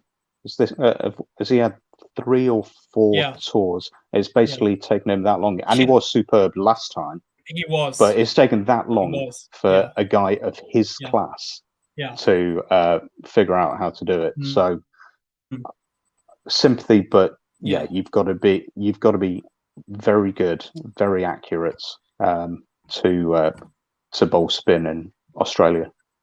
Yeah. So let's just go through the last 3 here very quickly. Rabada. 5. Really? I think the way he bowled, I actually said this about Jack Leach in Pakistan in this ongoing test at the moment. Yeah, he took 4 wickets, but possibly one of the worst bowling performances out of that group. Discounting Maharaj and Jack Leach was the same in Pakistan, took 4 wickets while being the worst bowler. I thought Rabada was really off yesterday. I thought he was off this morning as well, especially first thing. He looked really, really poor. I thought he was the best Rabada for the 4 overs that he bowled in the second innings.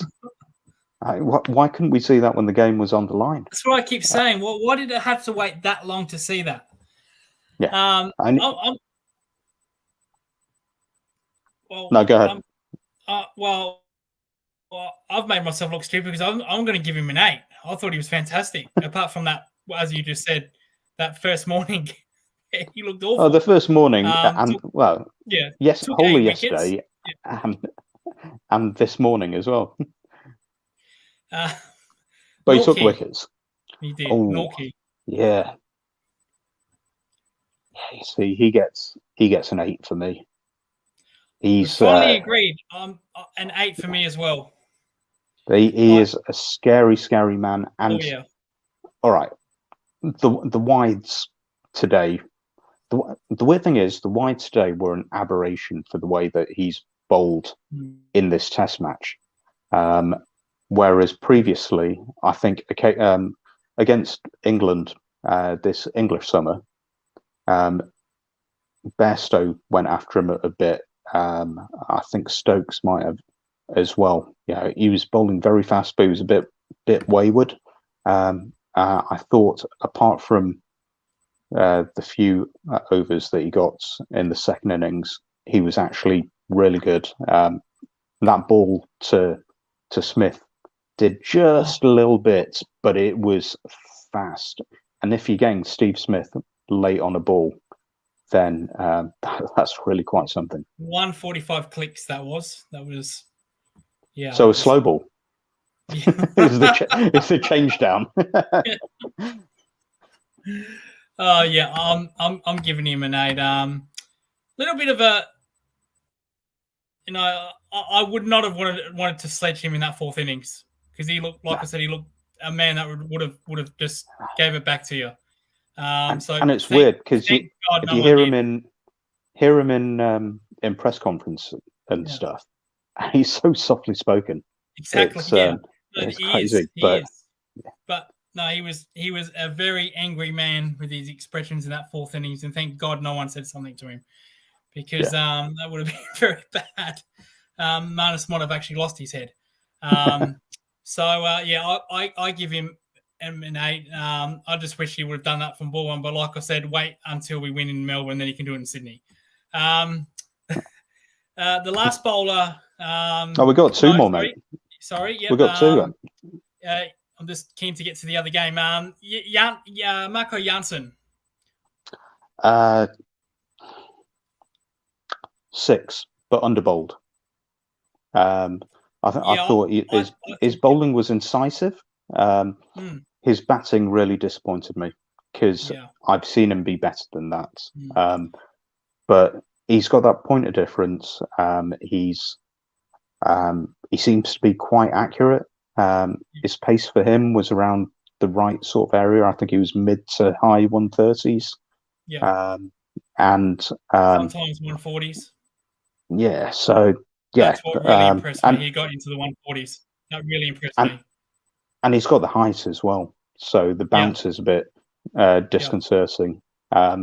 So yeah, I think he was underbowled, and they should have gone to him quicker this morning, and possibly a bit more last night when Head was flaying it around the park. Yeah, I'm going to give him a 7. When he got that beauty to Marnus Labuschagne, I thought, mate, you're going to be okay here. You're going to be better than what people think.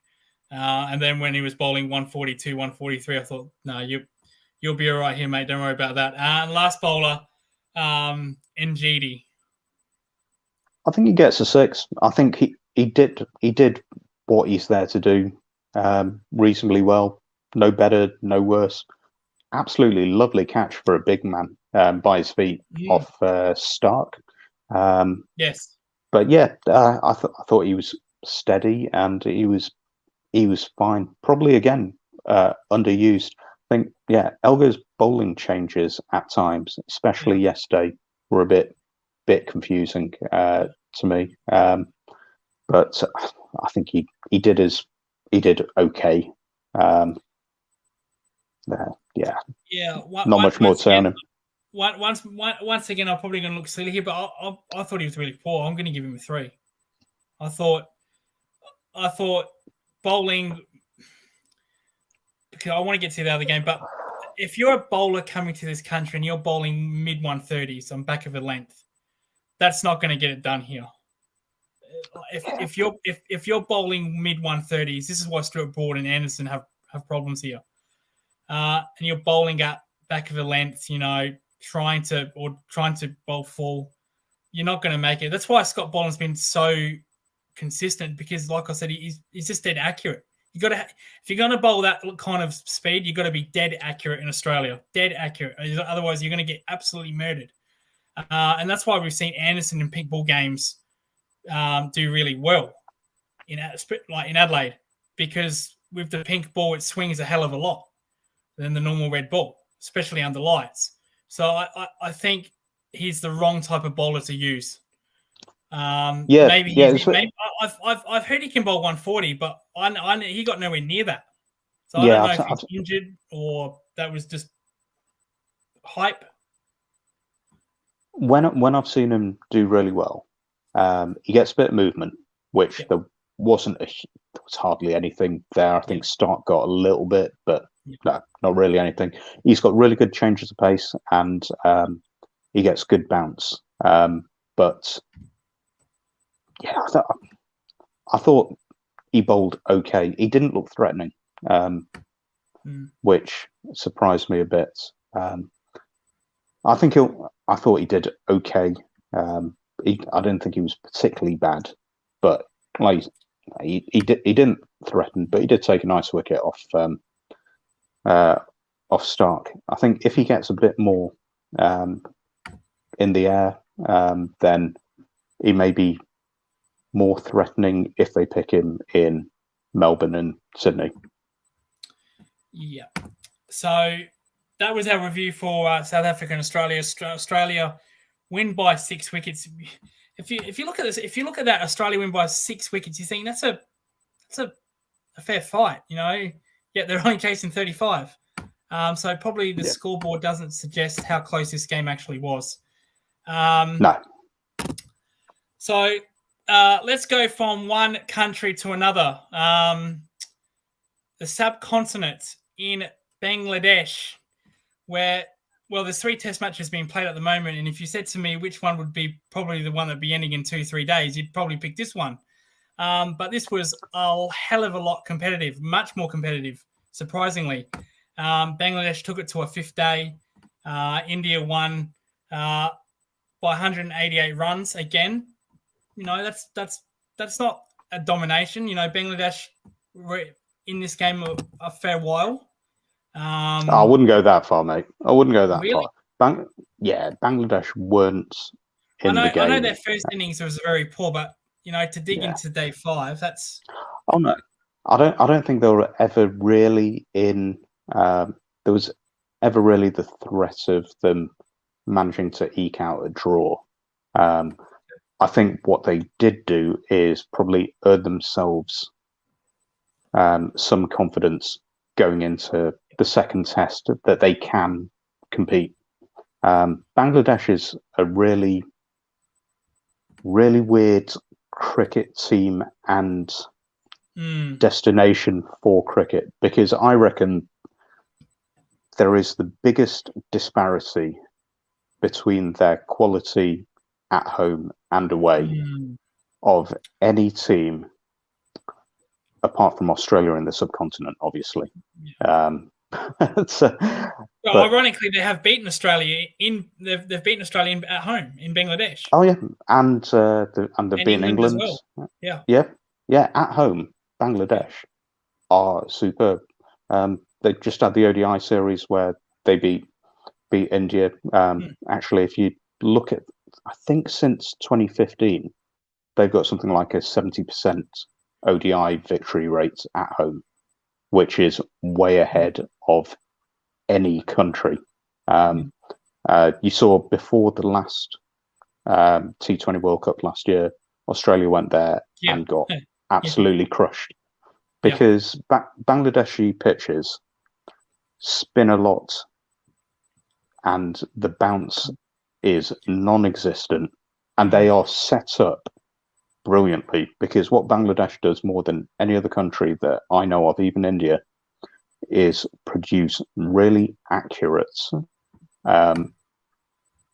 off spinners and and I'm counting slow left arm in there. In fact, everyone seems to be a slow left arm if you come from Bangladesh, and it's brilliant for those pitches. So this was never going to be a complete walkover, despite what everyone says. That 10 years ago, or 10, 15 years ago, you can afford to take a B grade team or a C grade team and get a result there. You can't do that. You can't do that anymore with Bangladesh at home. You have to play your full strength team.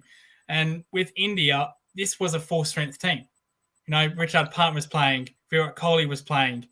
I think Jasper Bumrah was injured, but you know their spinners were playing. Patel, Ashwin.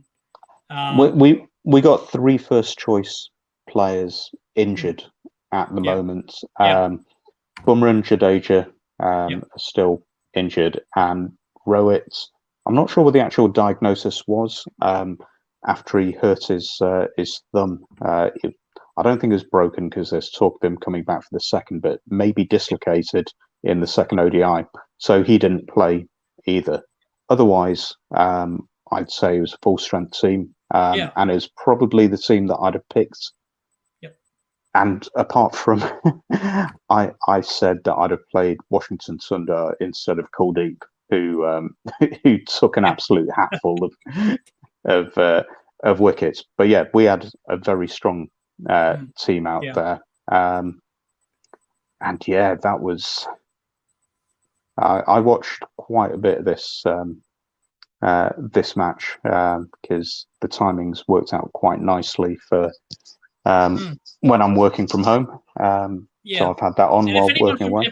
If anyone from Cricket Australia is watching, can we at least get Bangladesh down here so we can actually watch on proper TV and not have to pay sports bet companies to actually watch it, please? That would be nice. Thank you. Go ahead, Neil. Well, I'm not going to say anything about Cricket Australia's commitments under the Future Tours program to hosting and travelling to Bangladesh. Although you did go over and have a really good 1-1 draw about 4 years ago, I think. That was embarrassing within itself. You wouldn't want to be next to me during that day because I was at 10 bar that day. I couldn't believe what I saw. My God. What, in the one that you lost or the one that you won? The one that you won on the back of Dave Warner. The one that, damn it, we could have won that by 1,000 runs. I still wouldn't have cared. You know, that was irrelevant to me. Irrelevant. It was just an embarrassment. We lost that first Test match after doing so well in India. We go there and get embarrassed. That's what really hurt me the most because we did do well in India. The 2-1 wasn't it? That we won that one. We go to Bangladesh and just capitulate big time. So that still hurts me. And every time we don't go there, the more years that we don't get here, the more I seem to remember it even more. So please, Cricket Australia, can we go there? Damn it! If you want to send Jason Gillespie back there, you're more than welcome to do it. Just find a way to get there. Goodness me. This is actually one of my big bugbears, and I've been saying this for years, and I don't know why more people don't do it. I think more people have actually agreed with me recently. If you're going on a tour to India, go and play 2 tests in Bangladesh or Sri Lanka beforehand. If you're going to go and play England, go over to Malahide, have a test against Ireland. Yes, I agree with that one. Play Zimbabwe before you go to South Africa. Let's get these guys some cricket and also get some experience of these different conditions into our players before the what people would consider the big matches go ahead. But yeah, onto this test. So India started nicely. I think we're 40 odd for noughts. But already after 10 overs, variable bounce and spin.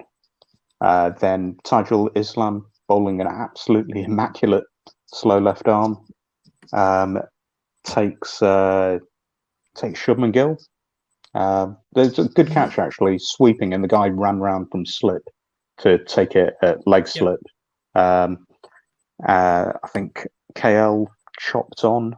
Then Virat got an absolute peach was very disappointed with Virat Kohli, actually, because I made a tweet saying there's no way he's going to end his test match drought, surely, against these guys.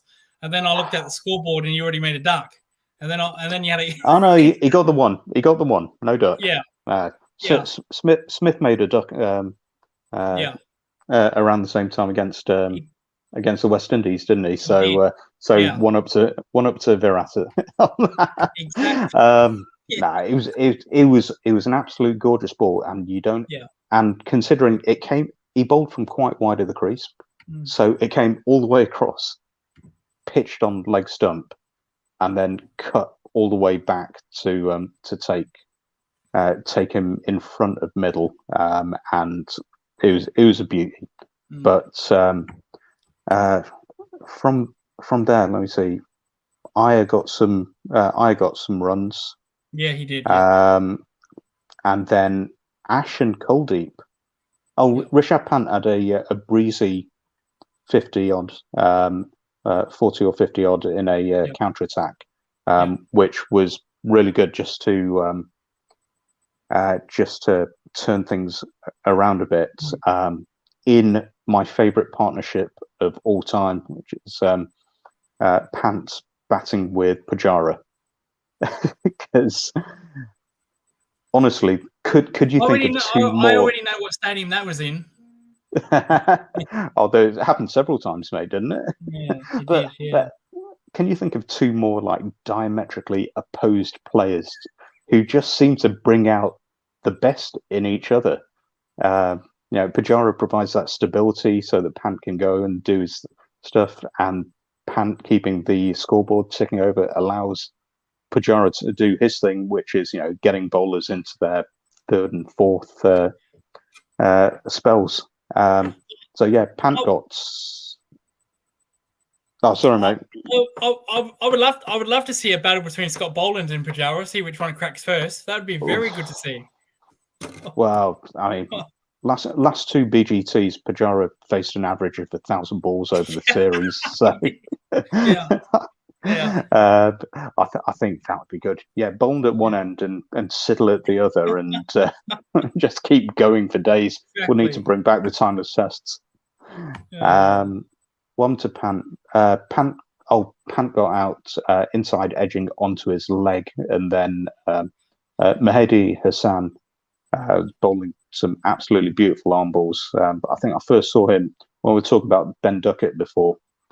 I think Mahedi was 16 or 17 debuting that series against England in 2016, and took something like 14 on debut with a mixture of just normal offies and arm balls. And he was brutal, and he was really good in this match, I thought, as well, having already beaten us in the two ODIs that we lost against Bangladesh. He was on a really good run of form there with the bat, that was. Iyer got 80 odd, I want to say. Pujara got out 90, I think, which is gutting because it had been January 2019 when he'd last scored a Test century. I think he'd gone something like 50 innings without it. I actually, I was very happy because Pujara made 90, and you think, no, it's not gonna come. What a shame. And then Helly, and then finally, he's got the monkey off the back. Made that fantastic 100 in the second innings. I was very happy with that, because as a cricket player, I really respect his game, because he just drags you into the dirt and just grinds and just Australian slang here, hard yakka.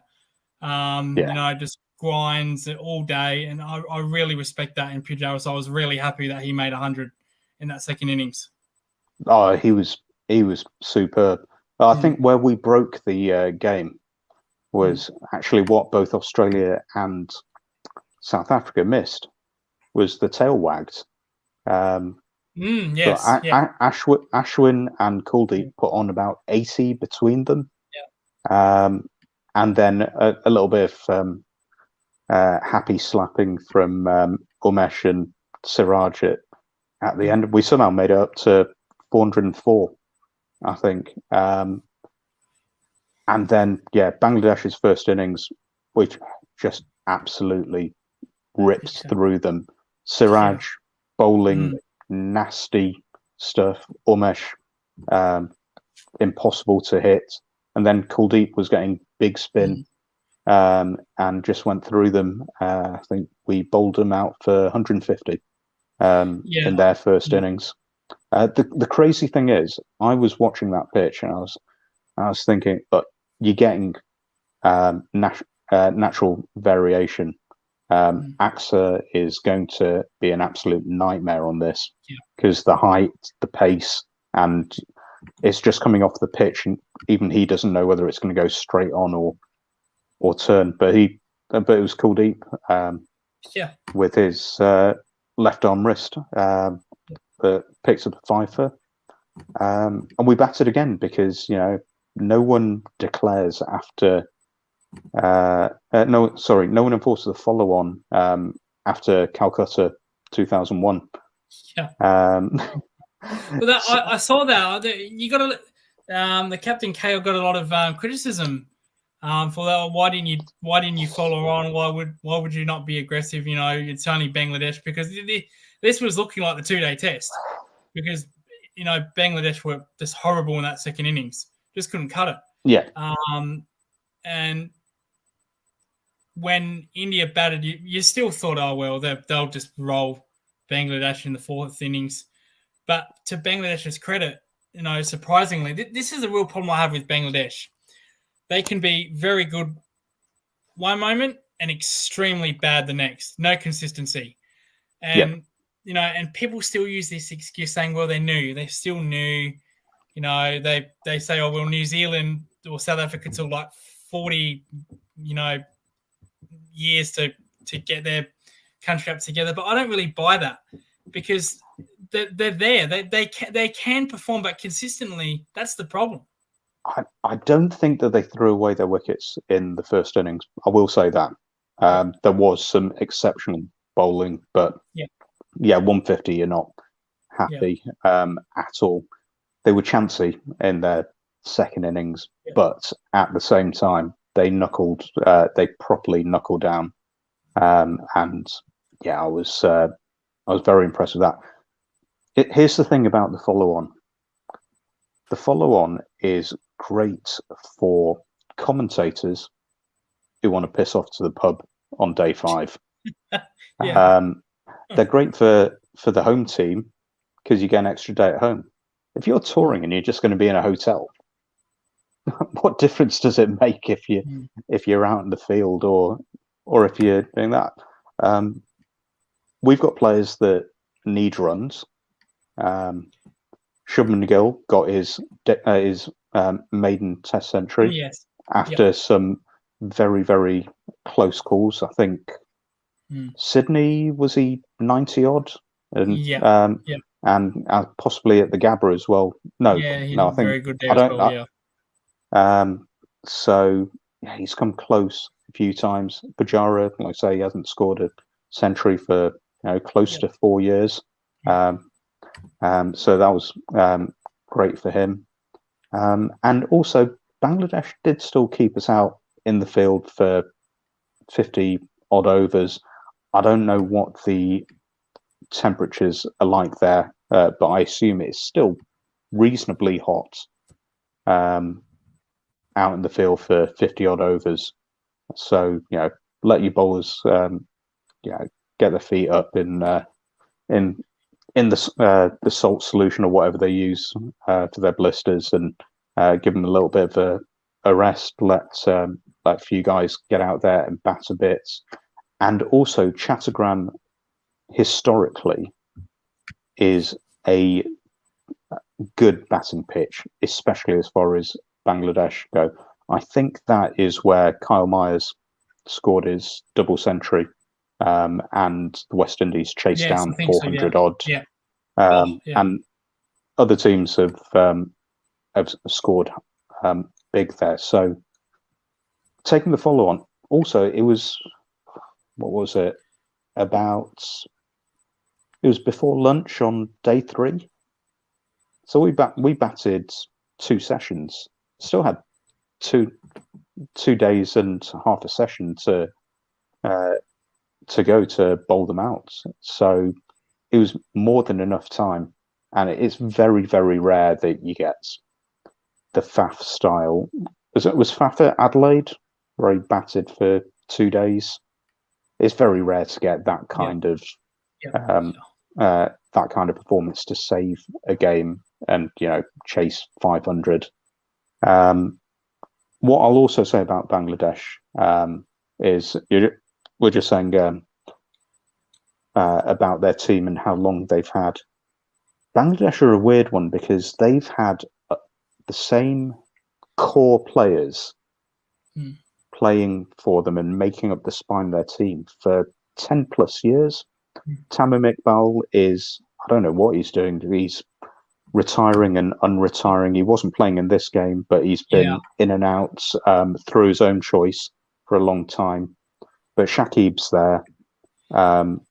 Mushi is there. Mamadullah, I'm not sure if he's retired. I think he's retired from he retired from Test after getting a century, possibly against New Zealand last year.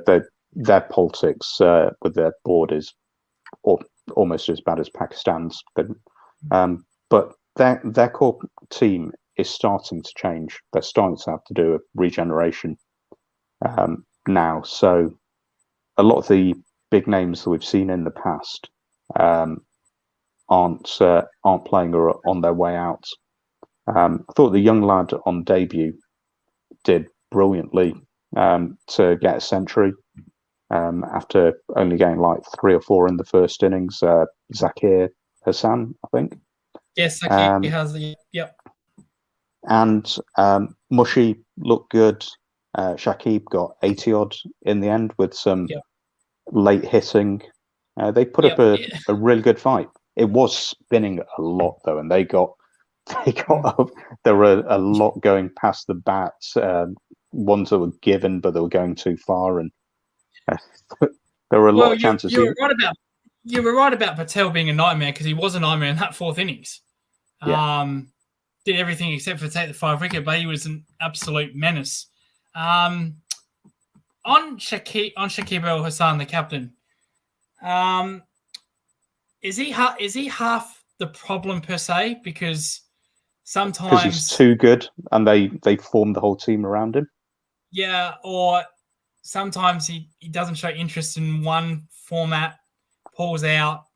No, I think he lives in the USA now with his wife. So he kind of, in a harsh way, picks and chooses his series. Is that really a problem? I think it's the same thing with every team other than England, India, and Australia. Yep. He is so much better than everyone else who plays for Bangladesh or who has ever played for Bangladesh.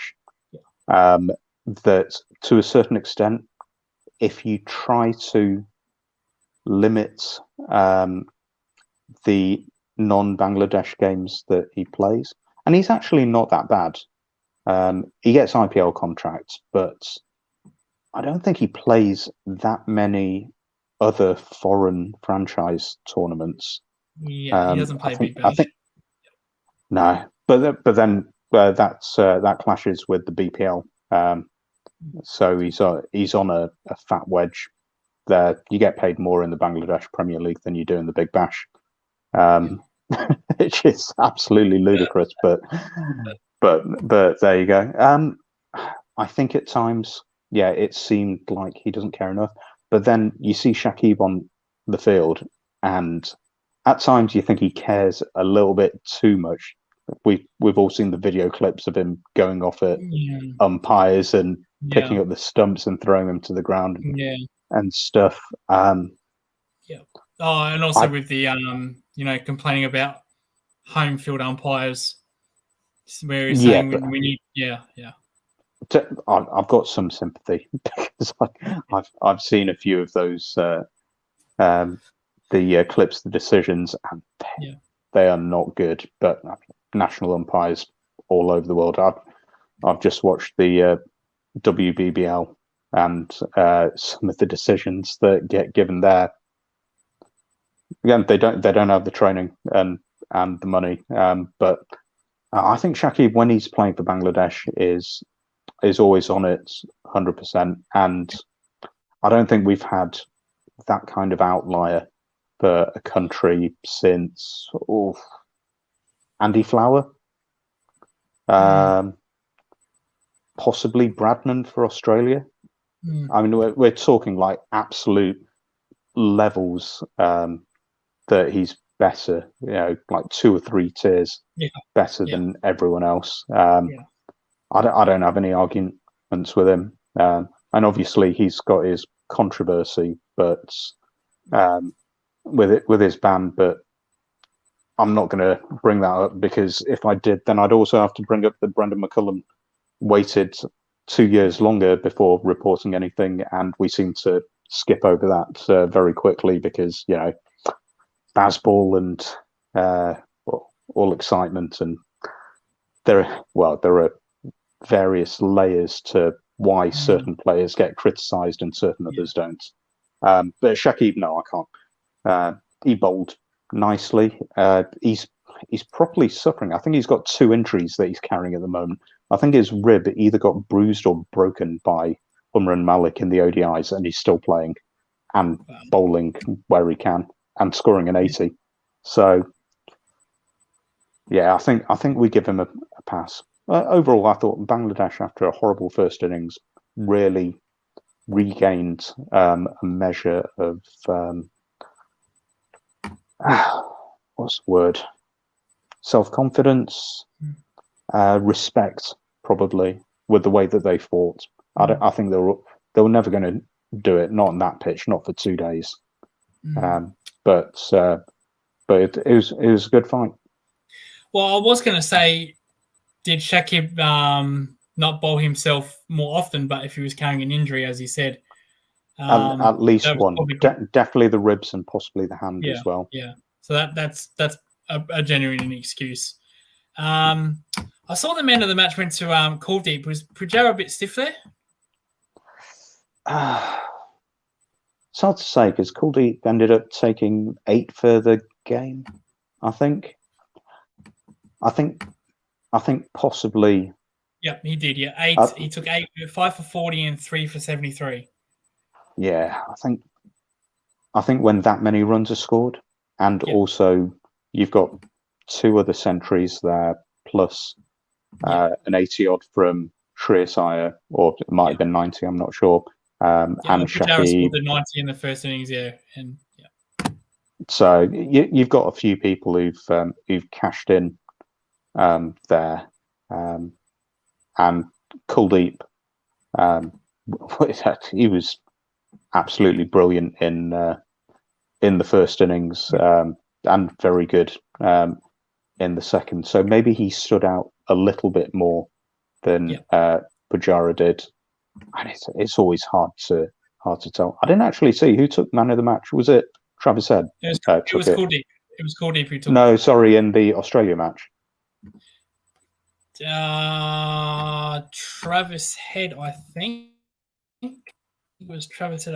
I'm not entirely sure of that one. Yeah. I think it might have been Travis Head. Yeah, I think with Player of the Match awards, some reason it always goes to the winning side, which isn't always. I'm not saying it was Travis Head, but I'm guessing it was Travis Head.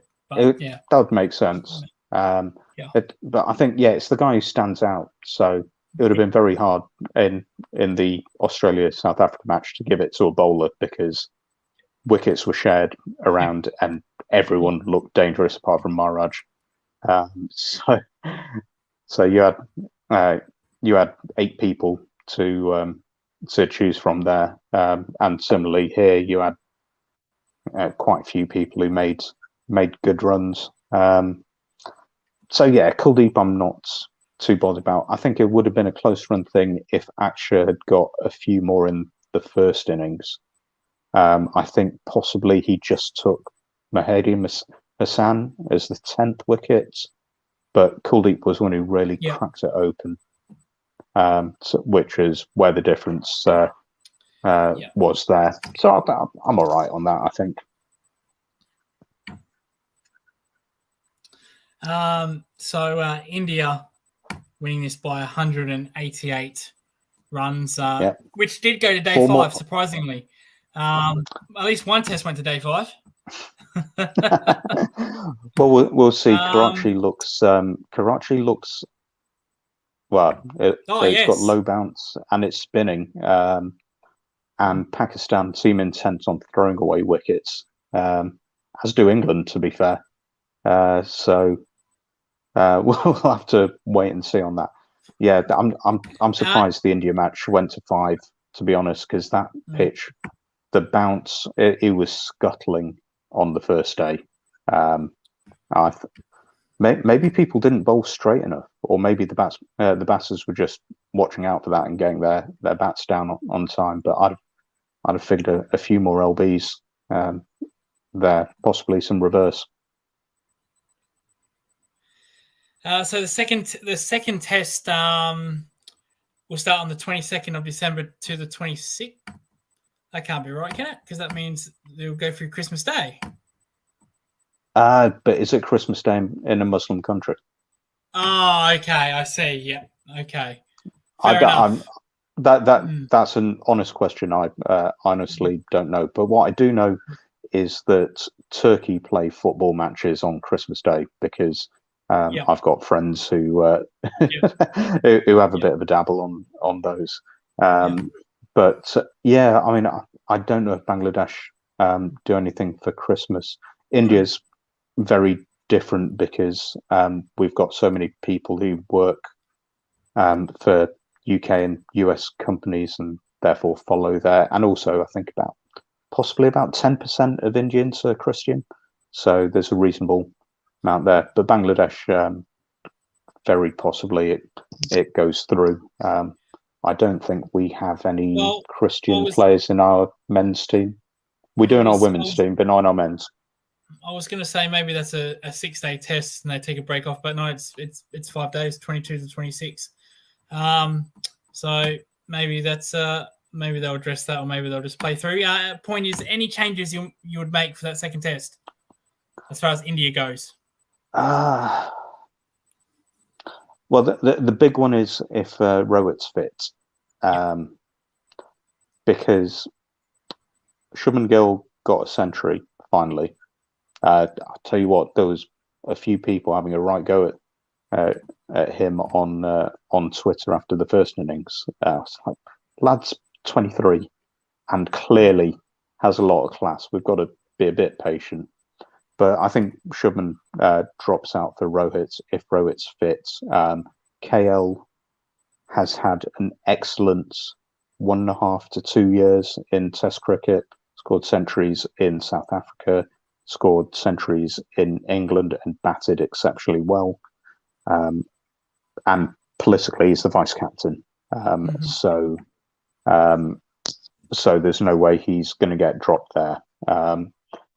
Otherwise, I really want Washington Sundar to play more Test matches because he's just so good.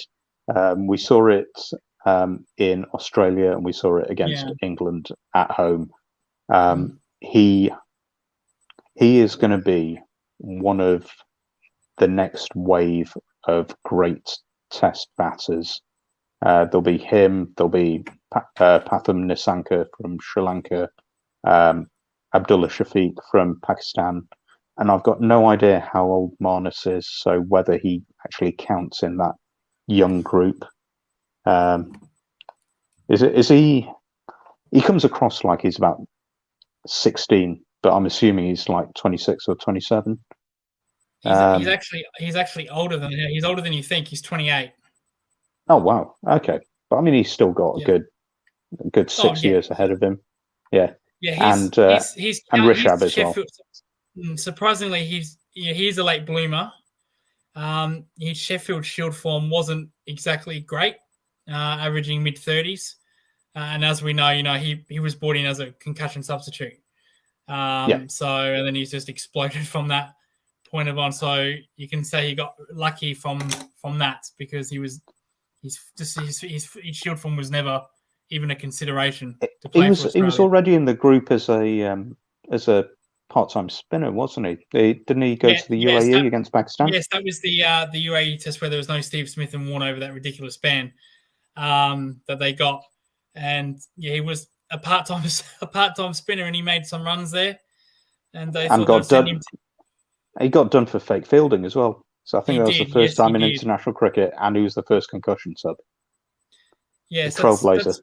That's it feels like he's been playing for 10 years with those kind of records. But no, his shield form wasn't as great as others, so he's a late bloomer. But as long as he's performing the way he is in India and in the Ashes in England, he can do what he wants, in my opinion.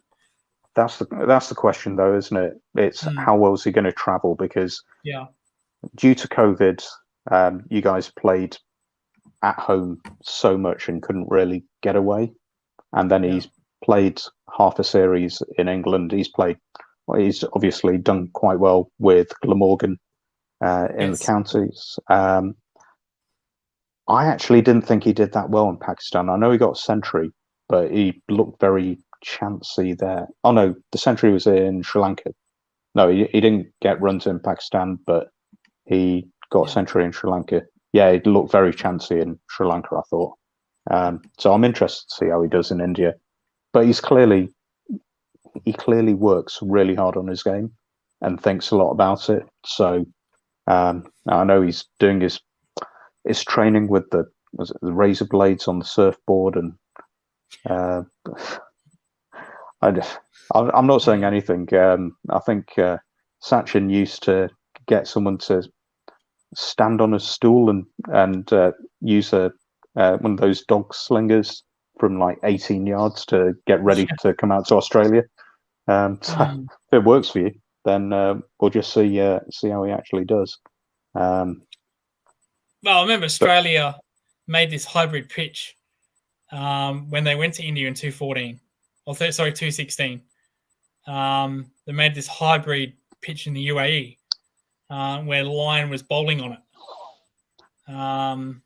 So the cricketers these days will find any ways to adapt to conditions. Yeah, definitely. More power to them. Yeah, of course, Lyon didn't need that in the pitch we rolled out in Bangalore. I could have taken wickets on that deck. Or the pitch that Joe Root made 5 wickets on. Oh, mate, I've got less issues with that pitch than I do with the Gabba pitch. I can't help it if English batters can't pick spin. Oh goodness, man! I guarantee you, Joe Root will never take 5 wickets in Australia. I guarantee you that. Oh no, no chance. No. But any final thoughts from either of these 2 Test matches? I want, and the deck at the MCG isn't going to be anywhere near that, but I want a deck that gives the bowlers something, because quite honestly, it is unbelievably great viewing for any cricket lover to watch these 2 bowling attacks go at each other. Yeah. And for India, I mean, I want Washi to play, but obviously he's on the fringes. I want a win, and then we can try to take 3 tests against Australia, which would guarantee getting to the WTC final. I think it might come down to 2 if you whitewash South Africa, but yeah, get through this against Bangladesh without any injuries. Roll on the Aussies come February, March, and hopefully that series is as good as the last 2 BGTs in Australia and the one in India. It is a question, though. That Australian tour of India last time was probably the most fractious tour that I've ever seen, discounting the sandpaper tour of South Africa. with everything that's gone on today, with all the verbals and and Nokia, could it get worse in this current series? Because, like I say, I'm neutral. I've got no skin in this game other than, I've got tickets to Boxing Day, and I want to have a really good day, and hopefully my wife doesn't fall asleep while we're there. Come on, Gemma. Well, actually, it could get worse. We could see the flattest pitch in the world, like we literally do at the MCG, and we get a boring, shake hands at lunch or something on day 5. No, that's something I do not want. So, having said that, the pitch last year at Boxing Day was a lot better. There was a lot of grass left on that pitch. So, I hope it stays the same. I don't want to go back to an absolute flat track highway like the MCG always was. That would be the worst.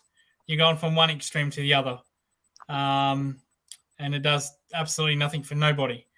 So that actually wouldn't help Australia and the World Test Championship. A draw would not. They have to win all 3. So I don't see any curator with half a brain preparing an absolute highway, knowing that Australia need to whitewash South Africa to make it a little bit more easier. But yeah, that could be worse. But let's hope not.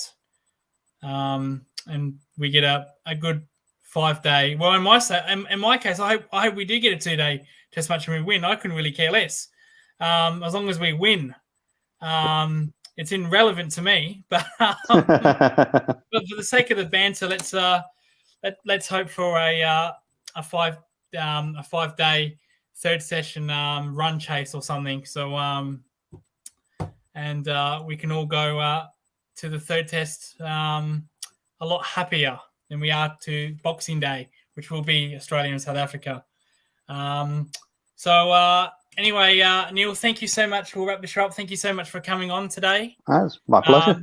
You made your debut on here. So usually when we get Englishmen on, I'll have to do with James Butler's absolute shithousery. But don't worry, I'll be dealing with him after the Pakistan series, because every time I see him, he mentions Bazball.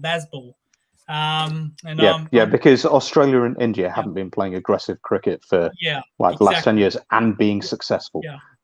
Yeah. So I'll get into James Butler after the Pakistan series. Don't you worry about that. But anyway, Neil, thank you for coming on. Do follow him on Twitter. Follow me on Twitter as well if you want to. And Neil, hopefully we will see you again. Thank you so much for coming. Definitely, mate. Look forward to it. Not a problem. Thank you, guys.